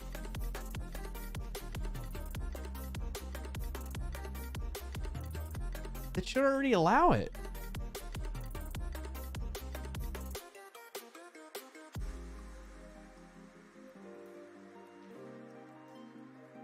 You know?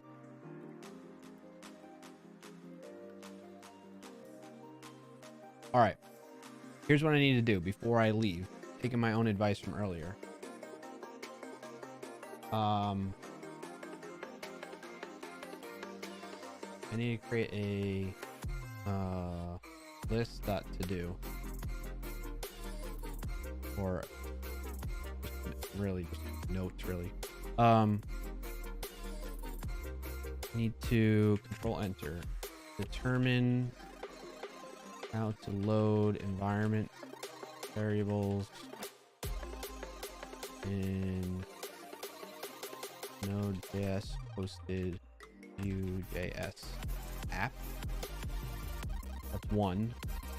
And then determine what CORS configuration is needed to enable /login redirect from the server to Auth0 service.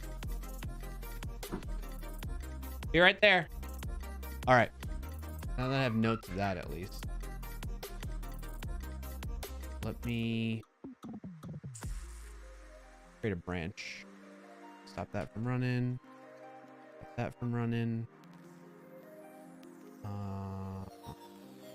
Create a new branch. Call it login.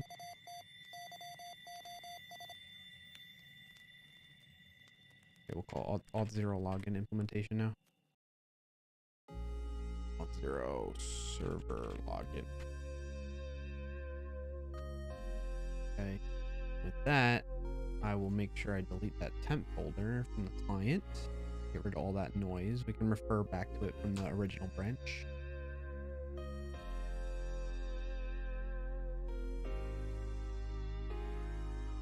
And I'm going to commit and push as a work in progress.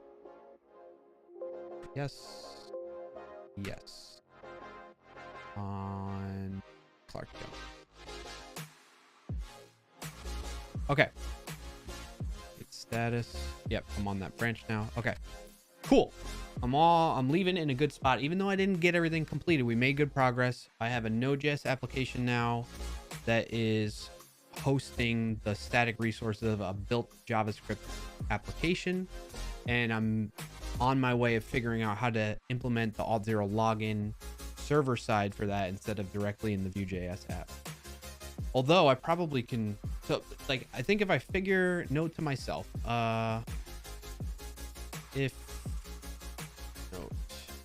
if I can figure out how to load environment variables in Vue.js,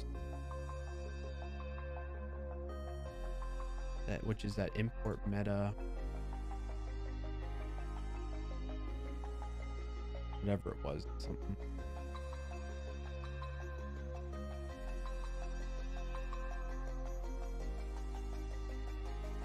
Import meta env.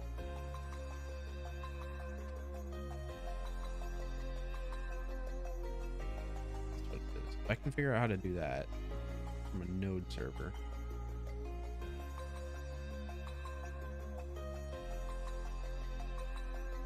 Via node JS server. Then we could potentially leave login flow via web app and not need to request /login on the server. So just make sure to share your screen. Yeah. Cool. You're like full on trolling me all day with the kappas, Captain Mythic. And the reason I'm thinking so one of the things my colleague and I were working on is he was running and hosting the Vue app under a separate server on localhost server, localhost 4040. And then we'd run the API on localhost 3000. And then we were trying to access the Auth0 logged in session that was established from the separate domain, localhost 4040, but on the server, localhost 3000. And I think because of the separate domains, we weren't able to see that session, the correct one. It would create a different session server side for that client that was hitting the API. You know what I'm saying? So we're trying to have it all hosted from the same server so that it keeps the same session that we can reference for other things that we need to do in the application. So that's what's happening, and that's where we left off. But in terms of that stuff, Captain Mythic says, I'd like to think that we became friends and you can indulge me in the occasional troll. Oh yeah, sure. No, I know. I'm just saying, I feel like you've been doing it more heavily.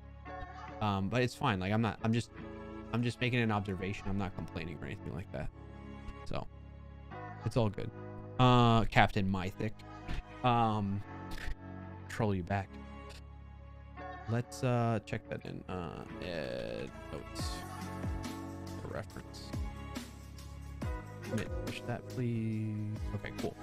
All right, I'm gonna call it there though for today, folks. Thanks for tuning in. Thanks for hanging out. If you made it this long, I mean, like, props to you. We definitely cut down in viewership there, but it is what I had fun working on this. The viewership doesn't matter. I appreciate those of you that have stuck around this long though. It was a little bit longer of a stream than usual, and it means a lot to me you being here.